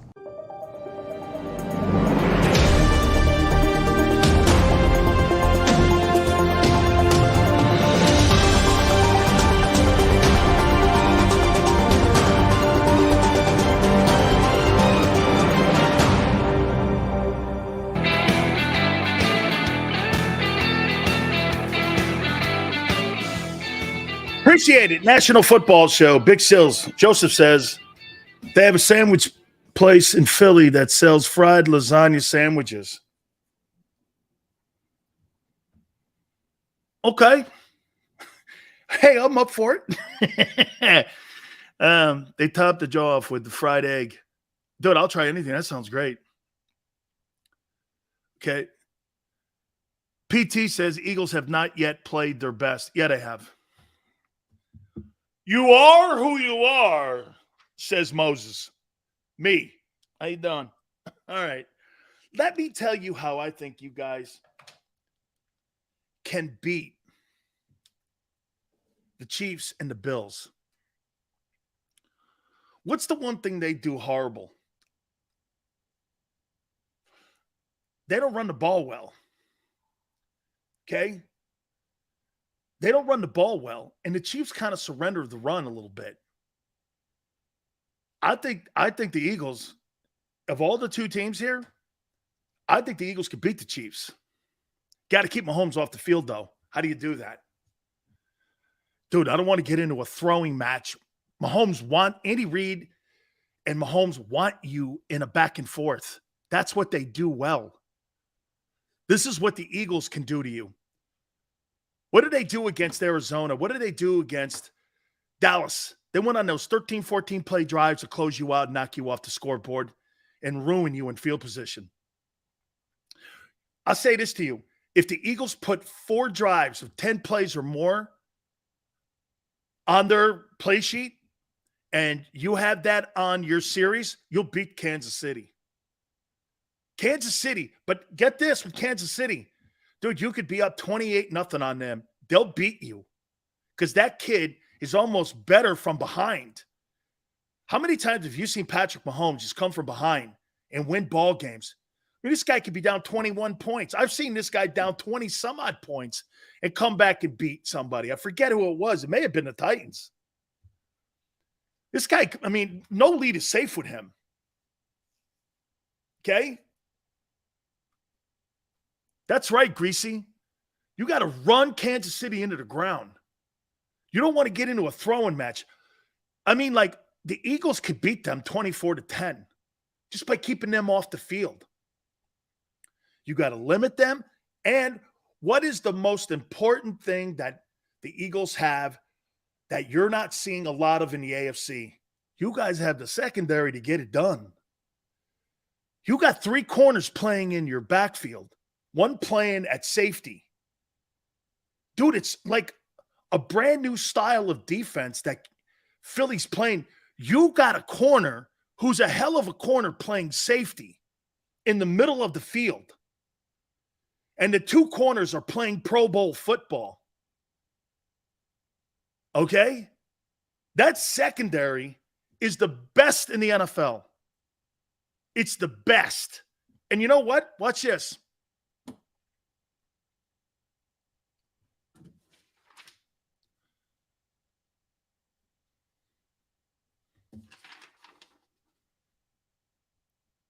It's the best secondary in the NFL. And it's not close. I thought the Chargers were going to have something with the kid from New England going over, but he got hurt. He's not out for the season. I'm just telling you. It's the best secondary. Paul says it's the best secondary I've seen the Eagles have in 52 years of football. That's a pretty big statement when you go back to Wes Hopkins and Andre Waters and Eric Allen and them freaks. Okay? But Sills, we will have to play on turf, which will be tough. GT, I don't think that minds those guys. Okay? Brian goes like this. Do you think the safety position's phased out? I don't know, man. You put a corner back there like that. They look great in the secondary. When you watch Philadelphia play back there, there's very few places to throw the ball, man. There's very few places. They're exceptional back there. Exceptional. That's as good as it gets. I mean, it almost looks like a Ravens secondary with Ed Reed back there. You don't have a hitter back there like Reed, but you got some cover guys back there, and they can play, dude.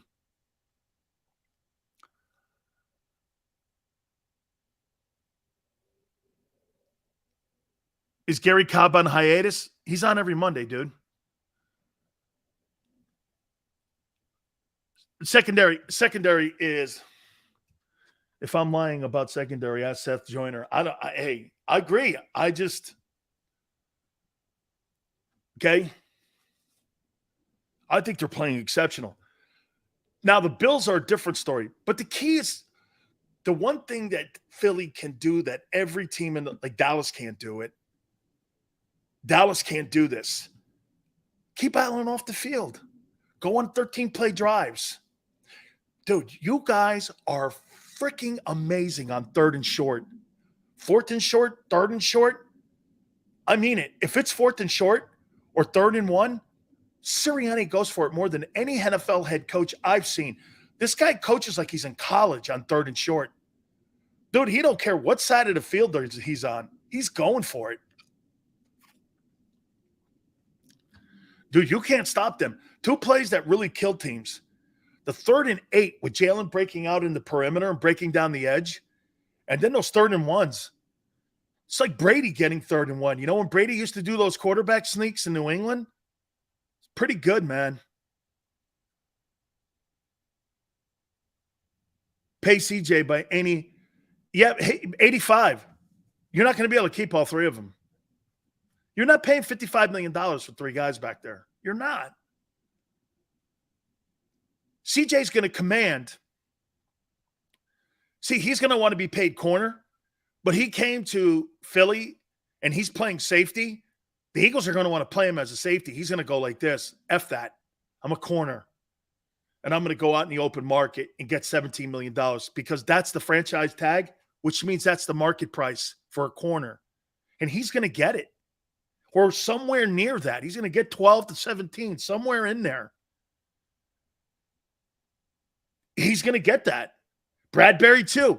Bradbury's not made. Bradbury was a $5 million dispute in New York with the Giants. One of those guys is not coming back. You're not paying both guys and then Slay $15 million. You're just not. Then you got to turn around. Well, here's where you get a break. Both your tackles are not coming back.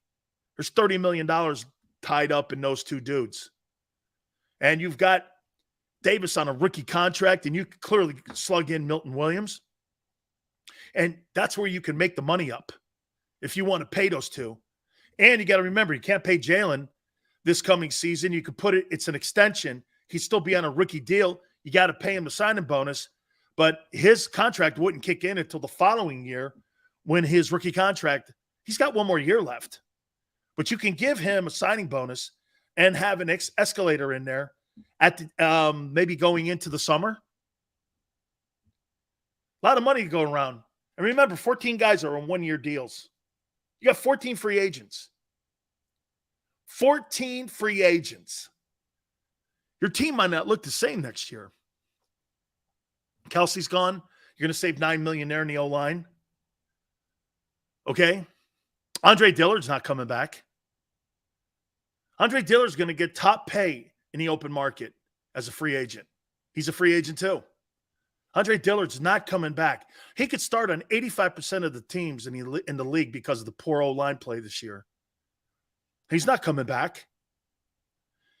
Edwards and Kaiser White, one of those guys is leaving. And you're kind of hoping, hey, by the way, let me just bring this up. Hey, Nakobe Dean, I'm not concerned, but Jesus, really? No playing time in the Steeler game? I brought this up on my Twitter yesterday. Does Nakobe Dean ever see the field? You mean to tell me a guy that they touted as a steal of the draft, he ain't the steal of the draft, my friends. The steal of the draft plays. He doesn't sit there on special teams. That's not the steal of the draft. So we can erase that. As of right now, he's not the steal of the draft. Could that change? I don't know. That's what I'm saying. Watch this. I don't know. I don't see him. I don't see him. It's not the shoulder. He plays on special teams. William, no, he plays on special teams. He plays nothing. He didn't even play in the mop-up duty. They had second-team guys in against the Steelers late in the game. He didn't go in. Why? Jesus, gravity. You didn't get any reps? Any? Even I got reps.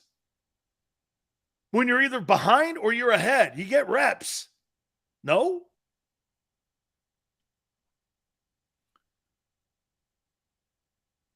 Jay goes, why would you play when our linebackers are balling? Well, when you're ahead and you're comfortably ahead and you know you still got a lot of football to play this year, why not pull your starters out to save them a little bit and get some of your younger guys some work? And quite frankly, dude, Jay, I was told he's the steal of the draft. The steal of the draft getting no playing time? I don't know. I mean, I don't know. And by the way, I mean that in sincerity, that I'm not either way anything on it. I don't know what to make of it.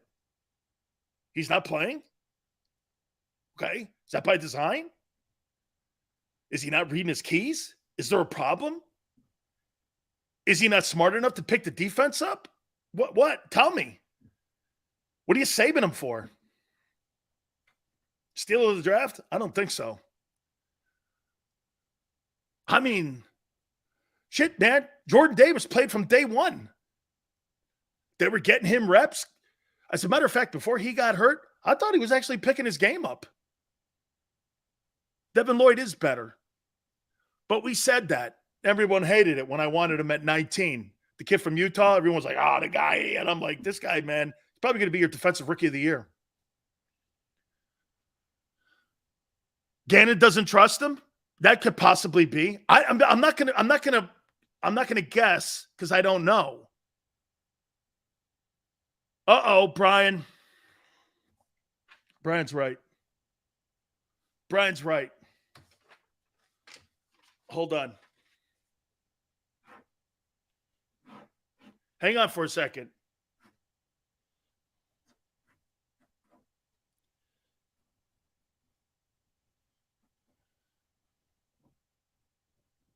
Hang on.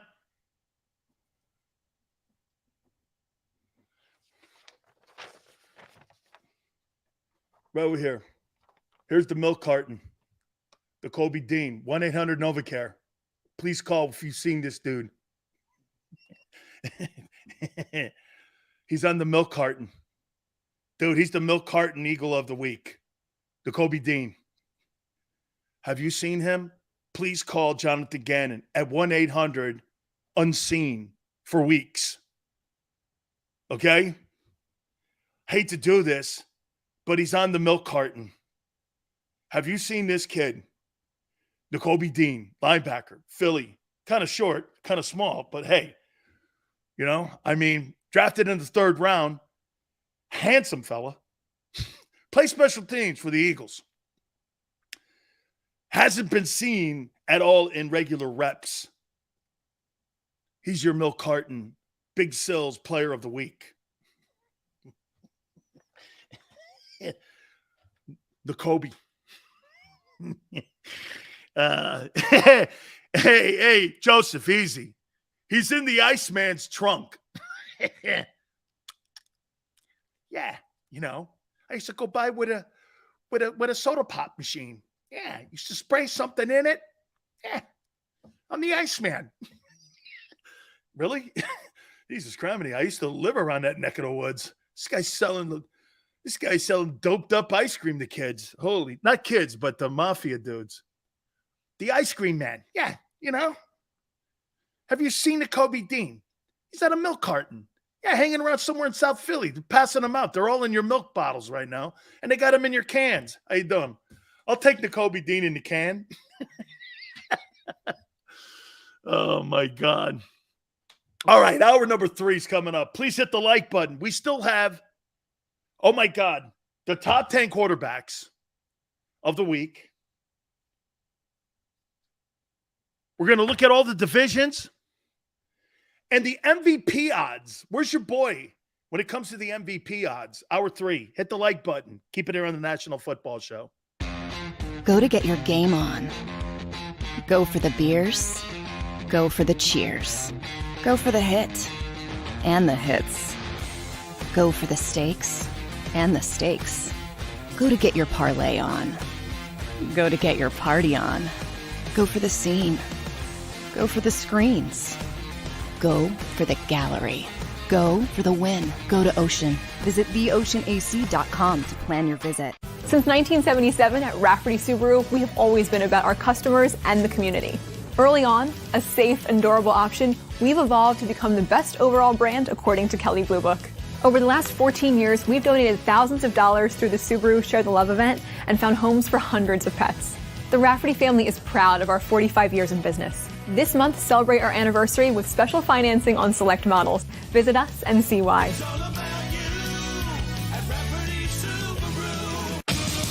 The greatest fans on earth. It's a bold statement, but would you expect anything less from Philadelphia? 58 years of heartache creates a toughness, a grit, a resolve not found in most. Sure, our prayers were answered, but now that we've had a taste, we're looking for more. Pondley Hockey, official partner of the Philadelphia Eagles.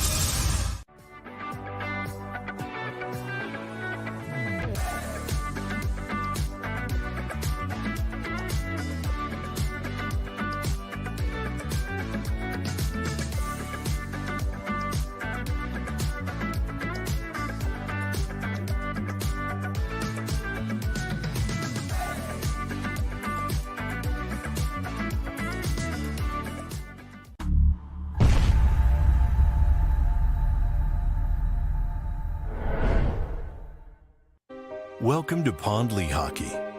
We've helped over 100,000 injured and disabled workers obtain benefits, as well as some of the biggest settlements in the state.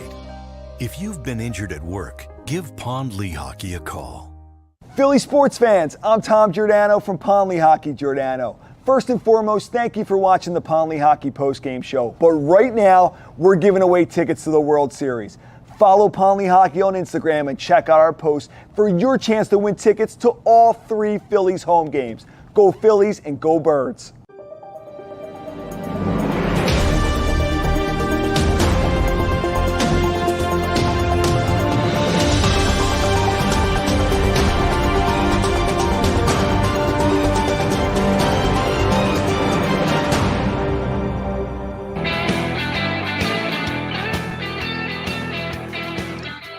Big Sills National Football Show. Appreciate you guys coming aboard. Thank you very much. Hey, one thing is funny if you go over, guys, I know some of you guys spend time on Twitter. And Elon Musk, by the way, follows me on Twitter. But Twitter, right? So I don't know how some people, so he believes in free speech and electric cars, and you hate him. I don't know how liberals hate the guy. He believes in free speech and he believes in electric cars. I don't know. You see, what it comes down to is control. People don't like people to have freedom, actually. They don't like it. They don't like you having freedom. I'm talking anybody. They don't want you to have freedom to make your own decisions. They want control. Most people are control freaks. Okay? They're control freaks. They don't want any control over your lives. Those people there, those are the ones that go out. Elon Musk has had a lot to lose, man, because he's got a lot. Richest guy on the planet spent $44 billion on Twitter. Okay? $44 billion on Twitter. And it's kind of like a toy to him. Dude, you know you're a gangster when you could spend $44 billion and it doesn't mean shit to your bottom line. You want to hear something crazy? He doesn't own a house. He sleeps on his buddy's couch in Silicon Valley. I'm not kidding, man. This guy owns no land. Joe Rogan told me the whole scoop on him. He's like, this guy owns nothing. It's crazy. Too many unstable people. I mean, hey, all I'm saying is this, man. I mean, end of the day, man. I can't wait to see how this thing plays out. Of course, the Hollywood idiots think we care that they're in and out of Twitter. I could care less about your opinions. Like I said, man, you guys come here for my sports opinions. This isn't really a rant or anything. I just find it weird that a guy who believes in free speech and electric cars, liberals hate him. They hate the fact he owns the right to let you say what you want. Okay? You know how he met Joe Rogan, Marcos? He used to film that Fear Factor thing.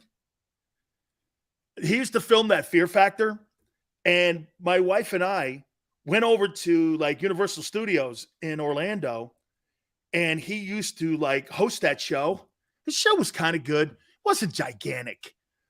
But we became friends. We used to go over there. He would work out in an Orlando gym that we worked out in. He was a really good dude, man. I love his work on UFC too. Okay? I do. Elon Musk is a trip, right? Dude, those kind of people I don't care if you're Republican or Democrat. I don't care. I root for America. I tell people that all the time. I'm not Republican or Democrat. I'm an American. I root for the red, white, and blue. It's ever best for our country. Okay? I don't care what that means. Okay?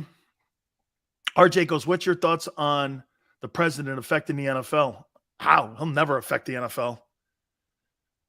The president goes to the owners for loans. What do you mean? Okay?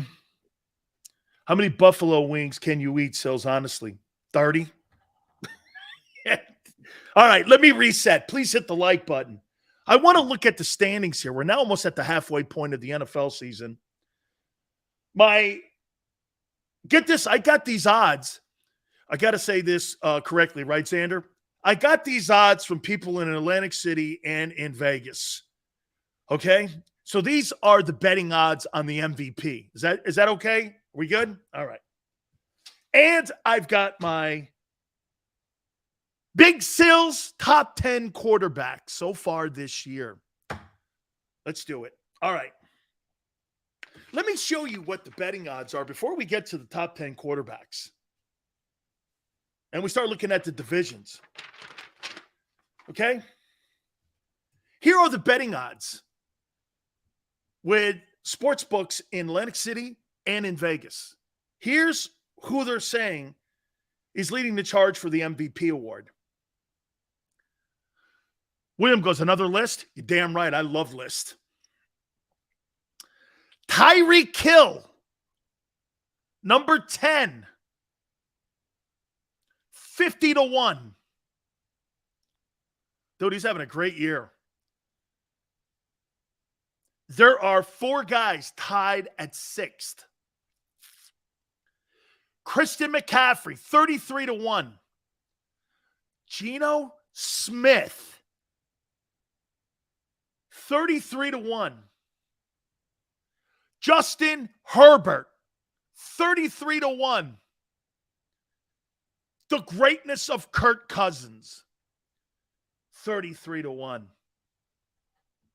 Number 5, Joe Burrow, 25-1. This is for the most valuable player award, according to the sports bettors. Number 4, Lamar Jackson, Baltimore Ravens, 9-1. Here are your top 3 favorites to win the most valuable player award in the NFL. This is insanity. Number 3, Patrick Mahomes at 4-1. Here are now your top 2 favorites with sports bettors to win the NFL's most valuable player award. Number 2,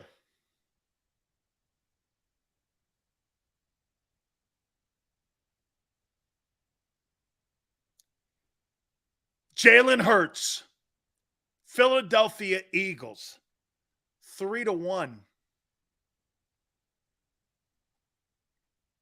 This guy started out at 4,000-1. Do you understand that?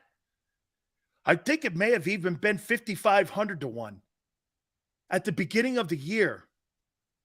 I think he was 5,500-1 to win it. He's now to 3-1. Do you know the money you would have made if you dropped $100 or a C note on Jalen Hurts at the beginning of the year at 5,500-1? He's now 3-1. And the number 1 quarterback in the National Football League, favorite to win the most valuable player award, Josh Allen, Bills, 6-5. Hurts ain't win. What, you think Hurts is not winning it? I don't know. I'll tell you what, he goes undefeated, man. You remember this?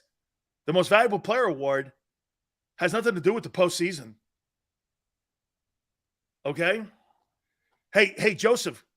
I may have been wrong, but at the beginning of the year, I thought he was 5,500-1. You imagine if you dropped $100 on him at the beginning of the year? Holy cow.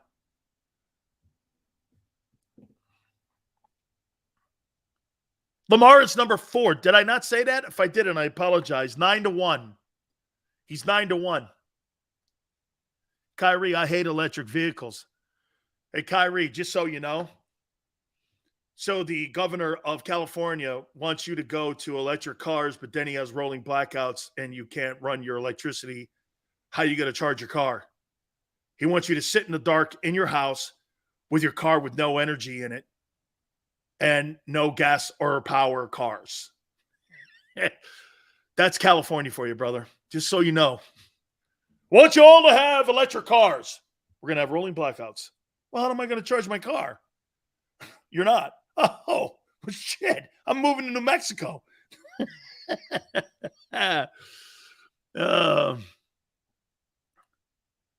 Sirianni, 1,600 to 1 to win the Coach of the Year. Okay? We'll plug our cars into Big Sills factory. How you doing, right? How about Jalen, number 2 on this list? Good grief, man. Your boy's really throwing it up there, man. I got to give it to him, man. This guy's rolling towards a payday. Right now, I'd say this. If I had to put the money meter, at the beginning of the year, Jalen Hurts was probably a $25 million a year quarterback, maybe at best. 15 to 20. Not paying that guy any more than that. Well, as we get closer into the week 4, and that number went up to about 25 to 30. As we now get into this part of the season here, 35, 40, got to be a conversation. You pay that idiot in Arizona that money. You got to, hey, Kyler Murray is a better athlete than Jalen. He's a better athlete. He's the only player ever drafted in the first round in baseball and in football, and he could have picked his sport. That guy gave back $5 million to the A's so he could play in the NFL. So don't talk to me about who the better athlete is. This guy was the only player in NFL history drafted in baseball and football in the first round. Okay? So, 30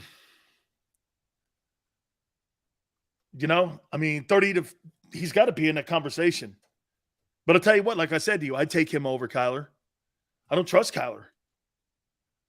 I don't. He's too small to be an NFL quarterback. Well, Jalen ain't no 6'4".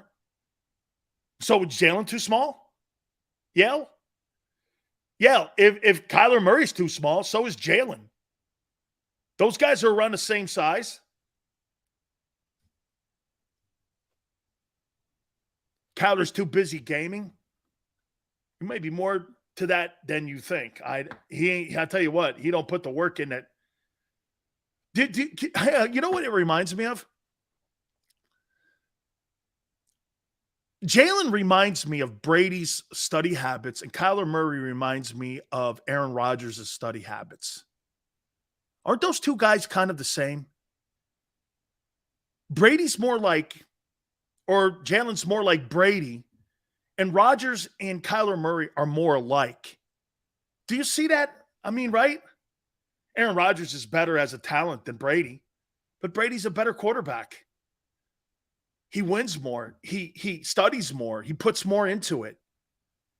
It's kind of the same thing with Kyler Murray. Kyler Murray playing PlayStation and erasing his Twitter page.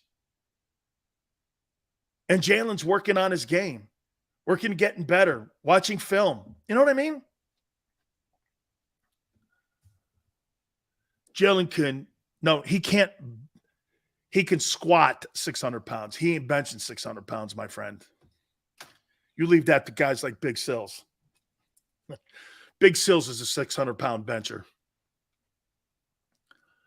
Murray overpaid? Completely. Never throw your teammates under a bus. No. And if you got something to say to them, go talk to them in their locker. Sit down and talk with them. Breeze was small and won a Super Bowl. Breeze throws the ball. Breeze has 70 or 80,000 passing yards. Hurts will never have 80,000 passing yards in his career. I'm assured of that. Ever. Sports, you bench 600? Yes, I did. And by the way, I own bench press records still to this day, 40 years to this day, at Maryland and Miami. How you doing? There's that word again. Joey B, how you doing, baby? Leave that Sills 600 pounds, baby. You know it too, Joey. Big Sills has a bench record that's been there 40 years. I benched 535 as a 19-year-old at Miami. And I did 405, which is still a freshman record at Maryland. Imagine that. One day you'll come knocking on the door going, how you doing, Sills? I want to be just like you. I know. You'll get there one day. And I ran a 4.8. How you doing? Thank you, sports. I appreciate it. Dev goes, Sills lifted up cannolis. Absolutely. I did 400 at my prime. That's a hell of a bench, Sydney. Look at this guy, 95 kilos. What are you, overseas? Hey, where are you lifting, Sydney? In Austria? Sills, you were at Maryland with me in the 80s and 90s. Kidding me. 80s. Oh, I was in the 80s. 83, we won the ACC championship. My workout partner was Len Bias. How's your power clean? I did 405. Off the ground, without straps. I did 405. Bro, you want to hear something crazy? My wife, one day I'll tape my wife saying this. I bench pressed 225 71 times in a gym, and everyone saw it. I did it 71 times. I'm not kidding you. On my pro day, I did it 45. I was strong. Dude, today, I could barely lift 2 cannolis. Hey, Dan, your show gets me through the hardest part of the day. Brian, that's really kind. King, Len Bias was not only amazing, but he was an amazing man and a great person, and his mom was great. His mom was good people, man. The Biases were awesome. I think they're from Landover or maybe Potomac. I can't remember because I went home with them one time. And I spent a weekend. I spent a couple weekends with Len. Dude, that guy could play. I never thought Jordan was better than him in college. I never thought Michael Jordan was better. And I watched those two play against one another. I never thought Michael Jordan was better than Len Bias. I mean, Michael Jordan would come to Cole Fieldhouse. We'd all sit there. Len would get me tickets. I'd sit right behind the Maryland team. I got pictures of it. And I'm right behind Len. And Jordan, they had Jordan, Worthy, Perkins, a guy named Black, and I can't remember. There was another guy on that team. But Perkins was on that team, and so was Worthy. That North Carolina team was great. Brian, I got to know more about Adam Zimmer dying. I got to find out more. They're from Landover. Thank you, artist. I thought they were somewhere up there. She spoke at our church in D.C. a few years back. I used to watch him play in Palmer Park. Dude, way to go. Old reference. Artist. Didn't Len's brother die too? A couple of years. Somebody told me Adrian Branch was his friend, and Adrian was my friend too. Artist, Adrian Branch is my friend. So is Ben Coleman. And I think they called me and told me that Len's brother died too. Dude, Len could do it all. He was tremendous. Big Sills, the doctor told me not to lift anything heavy. So now I sit down when I pee. Congratulations to you. So do I. It's better on my feet. Len Bias was like a more beastly Giannis, but with a smooth jumper. Dude, he could jump out of the gym too, man. Len was. See, this is how we met. Matt Doherty was on that team, right, Chris? That's way to go, Chris. Dude, Len come walking in, and I'm a freshman, and he's like a young guy. And I showed you this. I got the ACC championship before he did, and he used to bug him. And he go, how did you come out of high school benching over 400 pounds? I said, well, I've always been a strong dude. I lift lobster pots with my grandpa when I was younger. And I did, man. I used to lift lobster pots with my pop. And then my uncle and my aunt bought me weights. I mean, a full gym. I had a full gym in my grandpa's house. They made this for me. And I was benching 400 pounds in high school. I was running 4.6s. I was stupid great. Stupid great. Bias used to put up 30 a game in high school at Northwestern. Dude, he was such a great player and such a good man. All right, let's do this.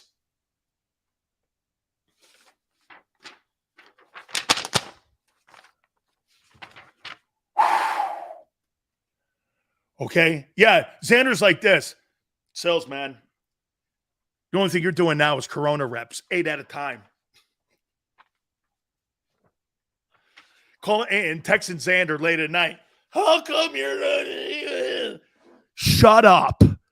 Stop bugging me and leave me out. This is our relationship, me and Xander. Stop texting me after 8 Coronas. Betty, I'm kidding, okay? Please don't give me shit about it later. Okay?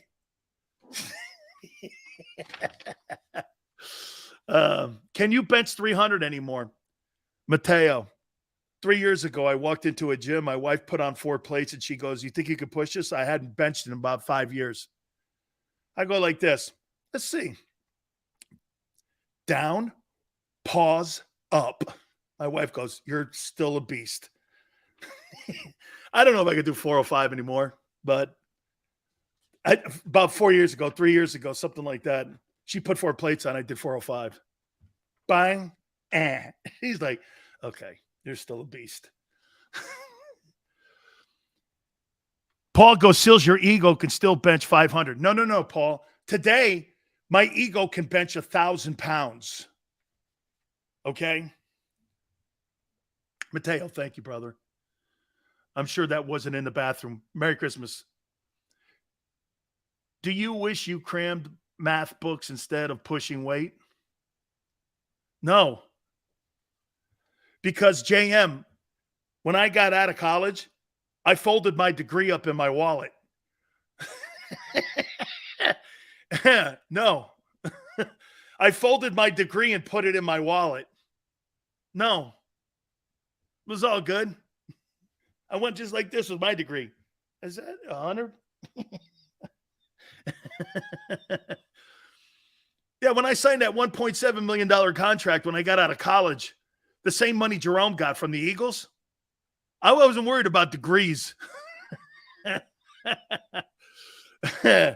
Mine folded. Jiggle, jiggle. Folds. My money doesn't jiggle, jiggle. It folds. How you doing? I know. I'm watching TikTok now. I'm a weirdo. My daughter told me, though, too. Anyway, top 10 QBs, baby. What degree? Yeah, it's about 45 out. Here we go. Number 10. I'm going to keep hanging with this guy. Matthew Stafford. Got Cooper Kupp. I still think he's going to throw for 4,000 yards this year. They got beat. But I'm going to put Stafford at number 10. Number 9. Big Sills, top 10 quarterback play so far this year. The greatness of Tua Tagovailoa, the man who took Jalen Hurts' job at Alabama. Number 9. Here. So you know, Jalen will never be the passer that Tua is. But Jalen will be a better quarterback than Tua. You know why? Jalen's more reliable. Number 8. This is with great pride. Some of you may be mad at this. Some of you may be horribly mad at this. But number 8. Jimmy G.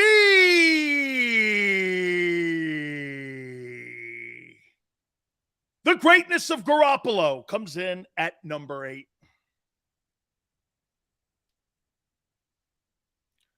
This is something that's going to make me throw up in my vomit bag. Okay? Number 7.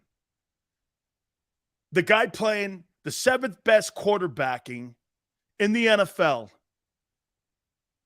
is South Florida's own Geno Smith. Whew. Geno Smith goes from promise to bum to bust to journeyman to MVP candidate. Unbelievable. Number 6. One of the arms in the NFL that's one of the rising stars in the NFL and someone every team in the NFL would want to have as their starting quarterback. Can you imagine Justin Herbert on the Eagles? Whew.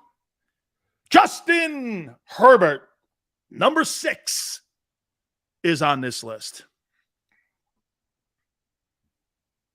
Here are now, as we get into the top 5, best quarterback play so far. Number 5, the greatness of Kirk Cousins. Number 4, Lamar Jackson. Now we're getting into the top 3.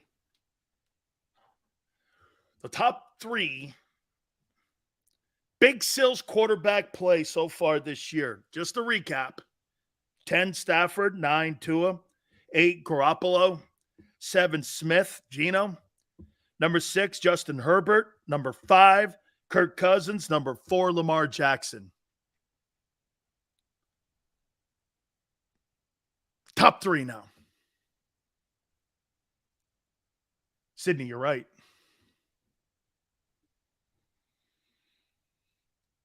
Philadelphia's own Jalen Hurts at 3.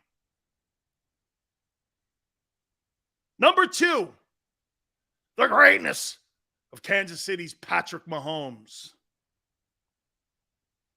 And number 1, the man who's leading the charge for the most valuable player by many people and having the best team in the league, as we predicted at the beginning of the year. 2 things we predicted we've landed on. Bills and Eagles in the Super Bowl and Allen. I never predicted Hurts would be this close to these 3 guys, though. Josh Allen. No, I don't have Burrow in there right now. I don't. Okay? That's right. I think Burrow's been, and his team, a little bit too inconsistent. They're 4-4. I don't know. I'm not saying Stafford. You probably could have put Burrow at 10. Or Burrow at 8 and then Jimmy G at 10. You probably could do that, but man, you can't lose Jamar Chase and not be able to move the sticks. I mean, you got T. Higgins, you got the other guy on the side, you got the running back who's a hell of a player. You can't have that deficiency in the way that, dude, Myles Garrett was unstoppable last night. I mean, you can't lose a receiver. I mean, like Xander just said it. Mahomes, man, he loses a guy who's going to have potentially 2,000 receiving yards this year. And this guy's still here. And as I said to you, where's that? Where's those numbers here? I mean, look, Josh Allen's on pace for 5,400 yards and 46 touchdowns with a 105.9 QBR. Hurts is on pace for 4,324 touchdowns, 105.1. And Mahomes is on pace for 50 touchdowns, 109.5. And he's actually improved his game from a year ago. Dude, those other quarterbacks are superior to Jalen, but that's okay. Who in the wildest imagination would have ever thought he'd be in a conversation? By the way, I'm still suspect on that 4,000K. We'll see. We'll see. Because you know what's going to happen? Here's what's going to happen. Jalen Hurts is going to be at around 3,800 yards at the end of the year. He's going to be at 3,800, and the Eagles are going to shut him down. Give themselves 2 weeks to get everybody healthy, and he ain't going to get it. Yeah, GT. Then all you owe me a song. Burrow looked horrible last night. Yeah, man, you can't be stalled like that. You just can't be stalled like that. Let's take a look at the divisions. I want to show you how. Hey, watch this. I'm gonna make a number to you guys here. Let's see. 2, 3, 2,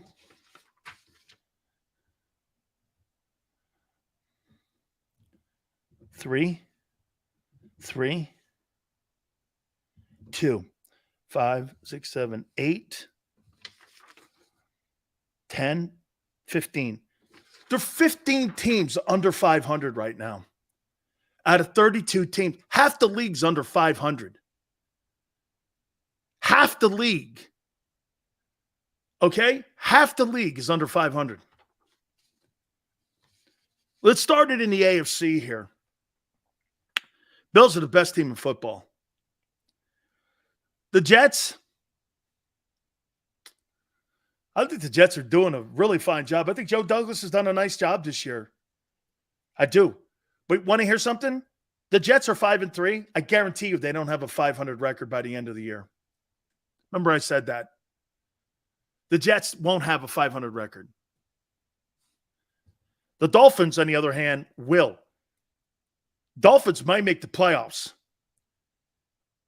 Do you think Jalen Hurts can be a starter in the NFL? Okay. I'm going to just assume you're from another planet, Patrick. And like you watch like squash, or you're from like Zimbabwe or somewhere. Okay. Okay, Patrick. I'm just like, Patriots are 4-4. Will they have a 500 record? I don't know. Ravens, 5-3. Am I buying them? Yeah. Now you get Roquan Smith. I think they're going to be pretty good. You know what? I could see them winning 10, 11 games. The Bengals, man, I don't know. Hey, you think the Bengals make the playoffs? Awful inconsistent, right? I don't know, man. I mean, look, I love Joe Burrow and all, but Jesus criminy, man.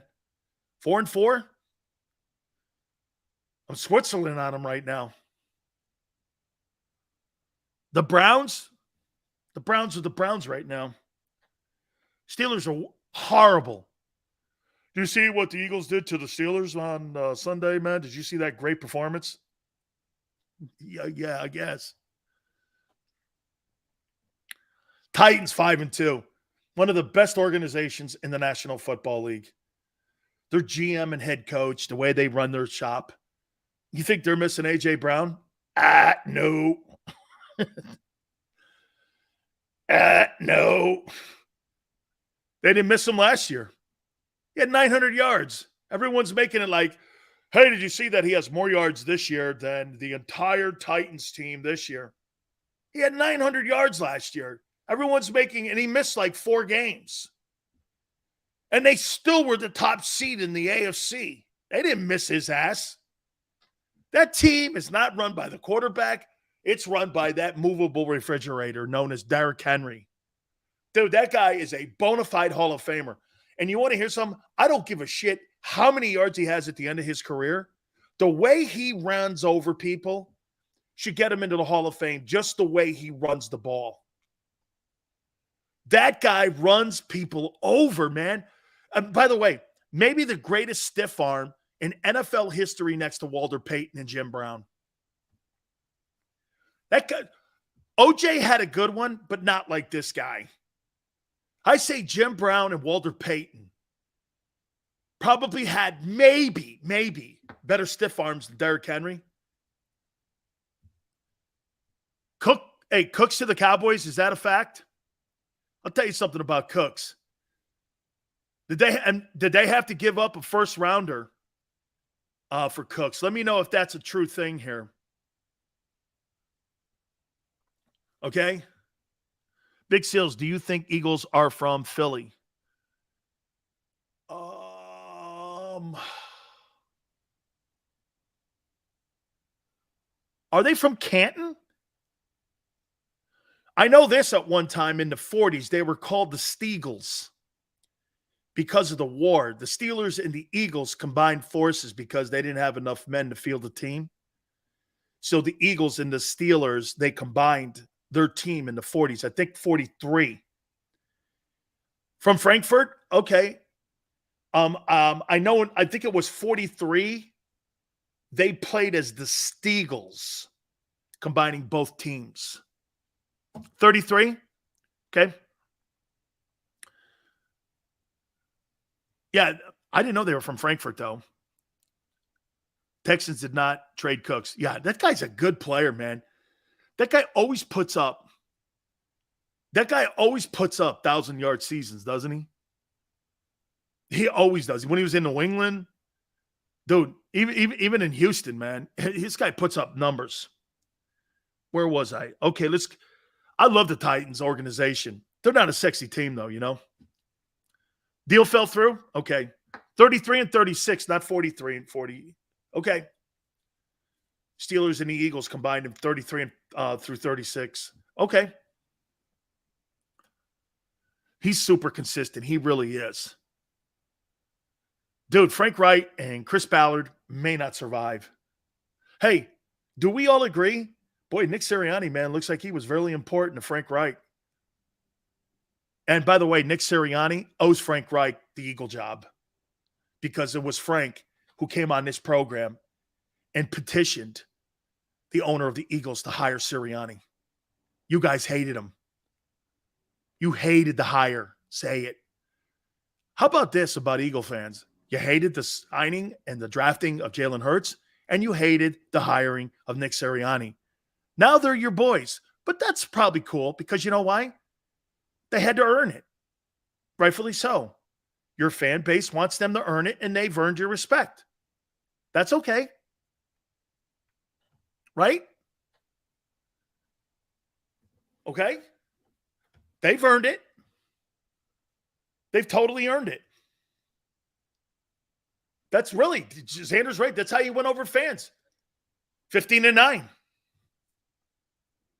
Absolutely. You hated hey, Joseph, can I say this? Did you hate the hire? Hey, Joseph, tell me this. Did you hate the hire of Andy Reid at first? Because if you hated the hire of Andy Reid at first, okay, it kind of tells me a little bit all I need to know about Eagle fans. Sills, you know everybody, even Philly 500. Thank you, Jason. You guys are easy to become friends with. I mean, you personally. I hate Big Sills, then eventually they love Big Sills. That's kind of like, hey, yeah, okay. Because you know why?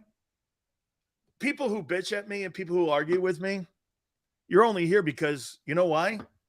You're the same as me. You're no different than me. But the difference between me and Howard and some of those other guys that are on the air in Philly, I don't take it personal.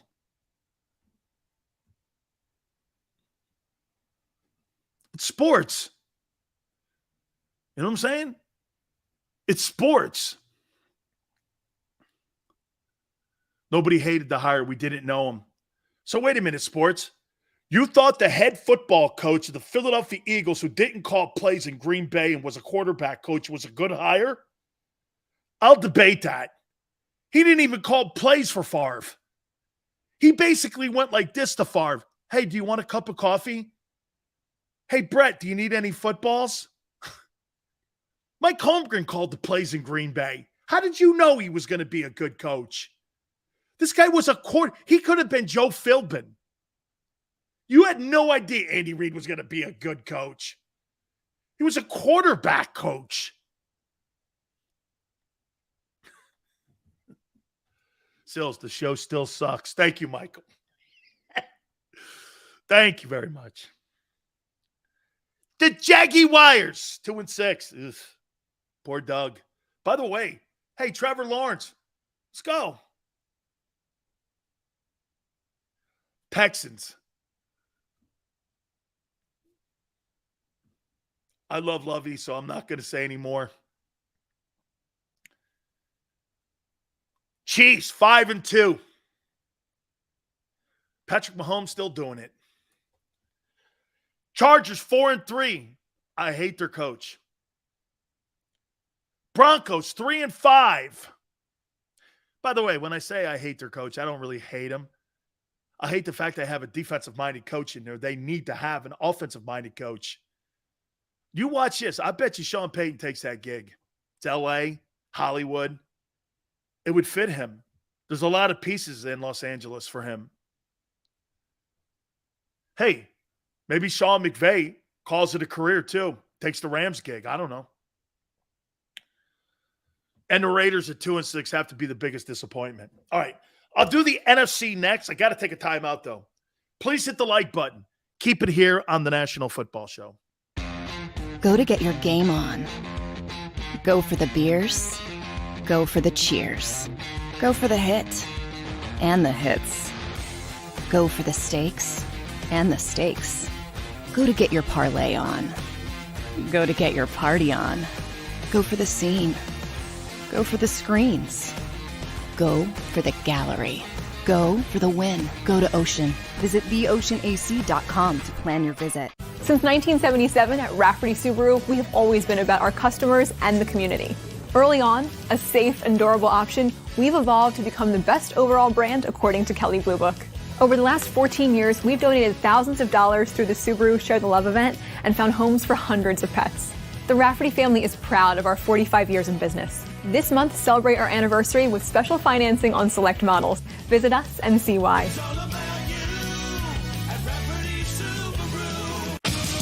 The greatest fans on earth.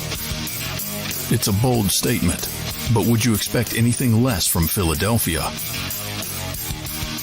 58 years of heartache creates a toughness, a grit, a resolve not found in most. Sure, our prayers were answered, but now that we've had a taste, we're looking for more. Pondley Hockey, official partner of the Philadelphia Eagles.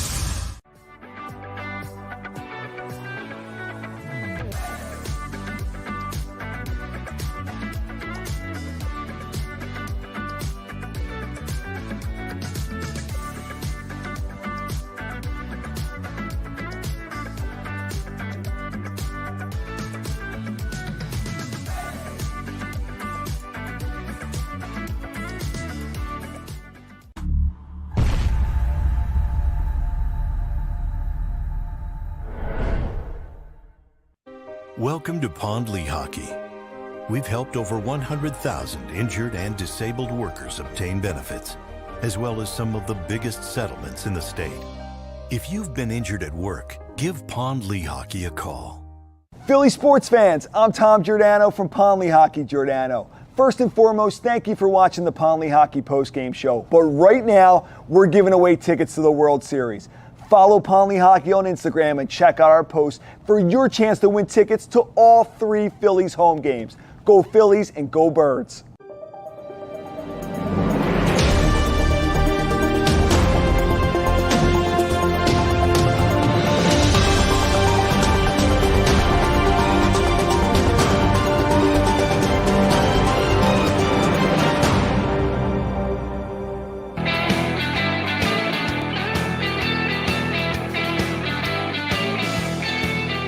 Sills, National Football Show. Appreciate everybody coming aboard. We lose to the Niners in the NFC Championship game.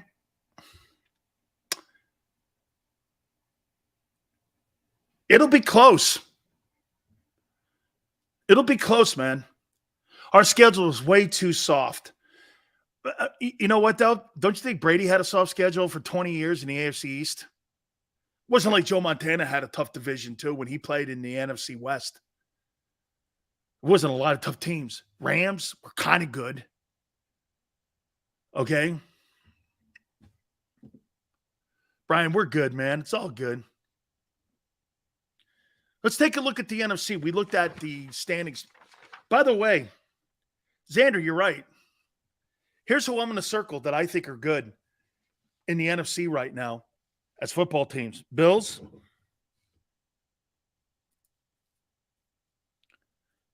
Ravens. Chiefs. And Titans. 1, 2, 3, 4. The rest, I don't know.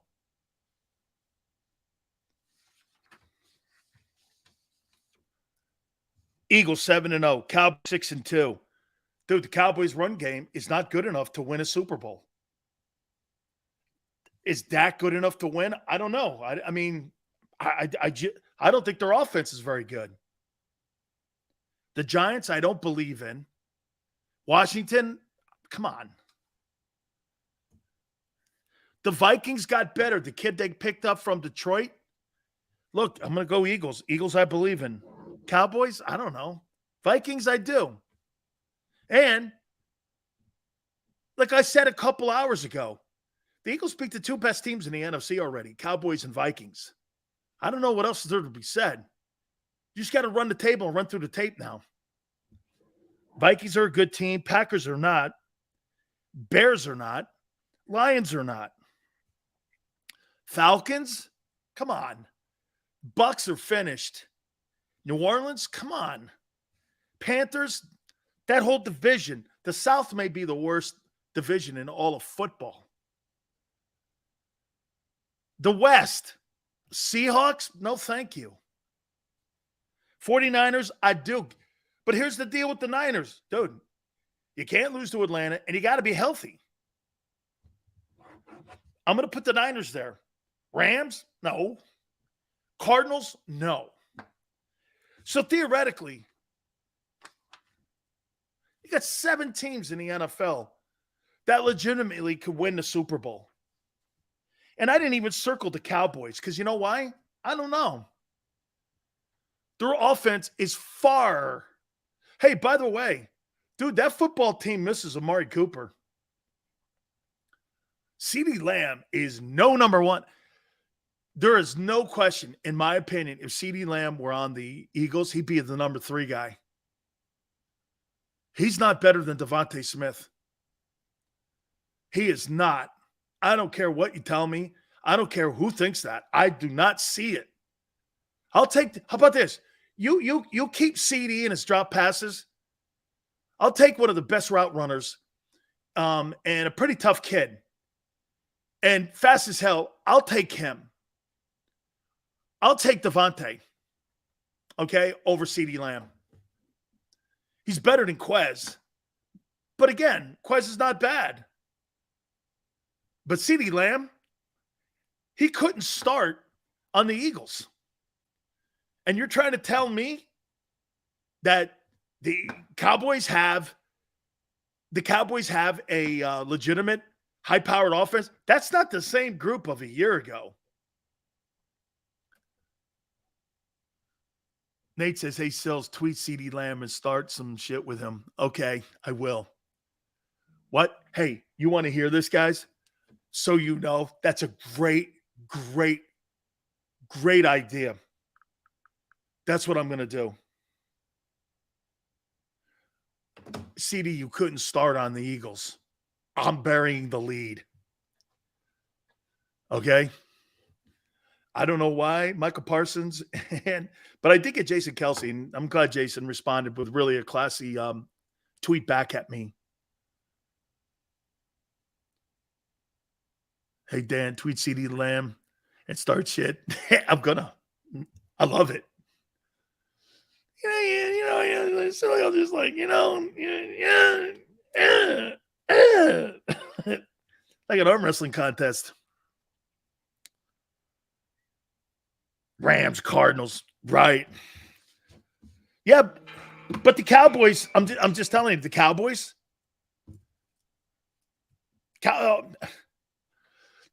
Does Dak make them better? Yes. Good enough to beat the Eagles? No. That's media hyping it up. That's Jerry. Did you see what Jerry said too this morning on his TV radio show? Yeah, man, we're going to make a splash. Then he turns around and goes, we really love our guys. And I'm like, bro, this is all about theater to you. It's not really about winning ball games anymore. Sills buying into the Philly faithful. Man, I've been doing that since day one when I got on the air here. You mean I'm buying into the Eagles? That's what you mean. I bought into you guys a year ago. What happened to the Raiders? John Gruden's not there. John Gruden, the racist. They fired the racist and it's over. That's what happened. This is the big Sills City now, folks. Thank you. See, watch this. This gets you too, because here's a Trumpism. Watch this.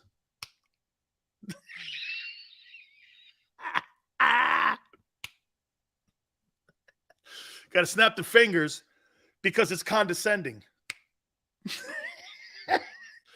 Big Sills knows all the tricks. Watch this. Look at this, right? Hey, man, this Philly's my city now.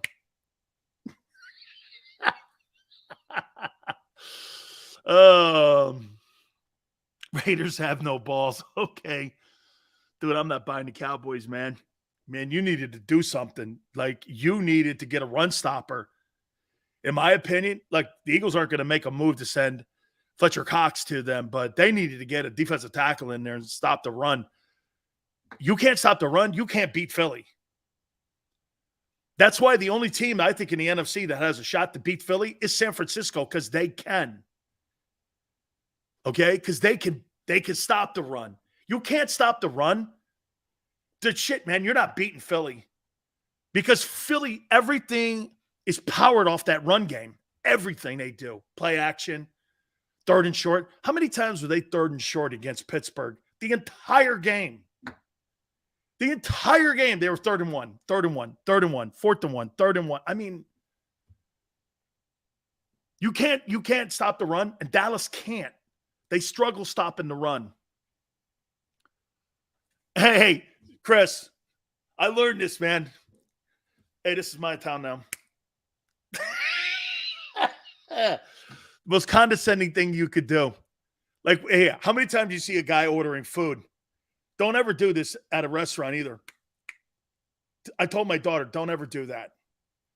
Because the food that's coming to you, don't eat the soup. Don't eat the soup. She's like, oh, yeah. I go, no, don't ever do anything until you get the bill. If you're pissed off at something, don't ever get the bill. Get the bill and then be pissed off. But don't be going like this. Hey, dude, it's not going to work. You better, hey, if you start doing this in a restaurant, you better bring your own fork and spoon. Bring your own fork and spoon, dude.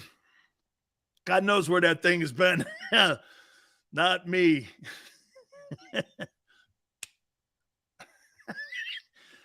Hey, maybe the mannerisms do matter. I don't know, man. Yeah, maybe I missed it. Probably did. Who you picking tonight? Phillies, man. Game 3 and 5, swing games always in a World Series. Okay? Hey, man, I'll tell you what. I love what the Astros do, though. Watch this. If I pitched for the Astros, I'd be doing this too. Watch.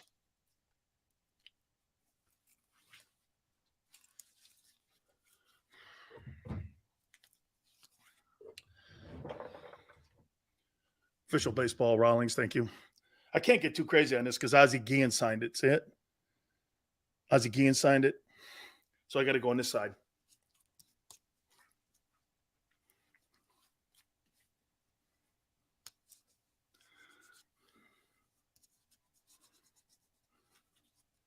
I'd be doing this. If I pitched in Houston, I'd be going like this too.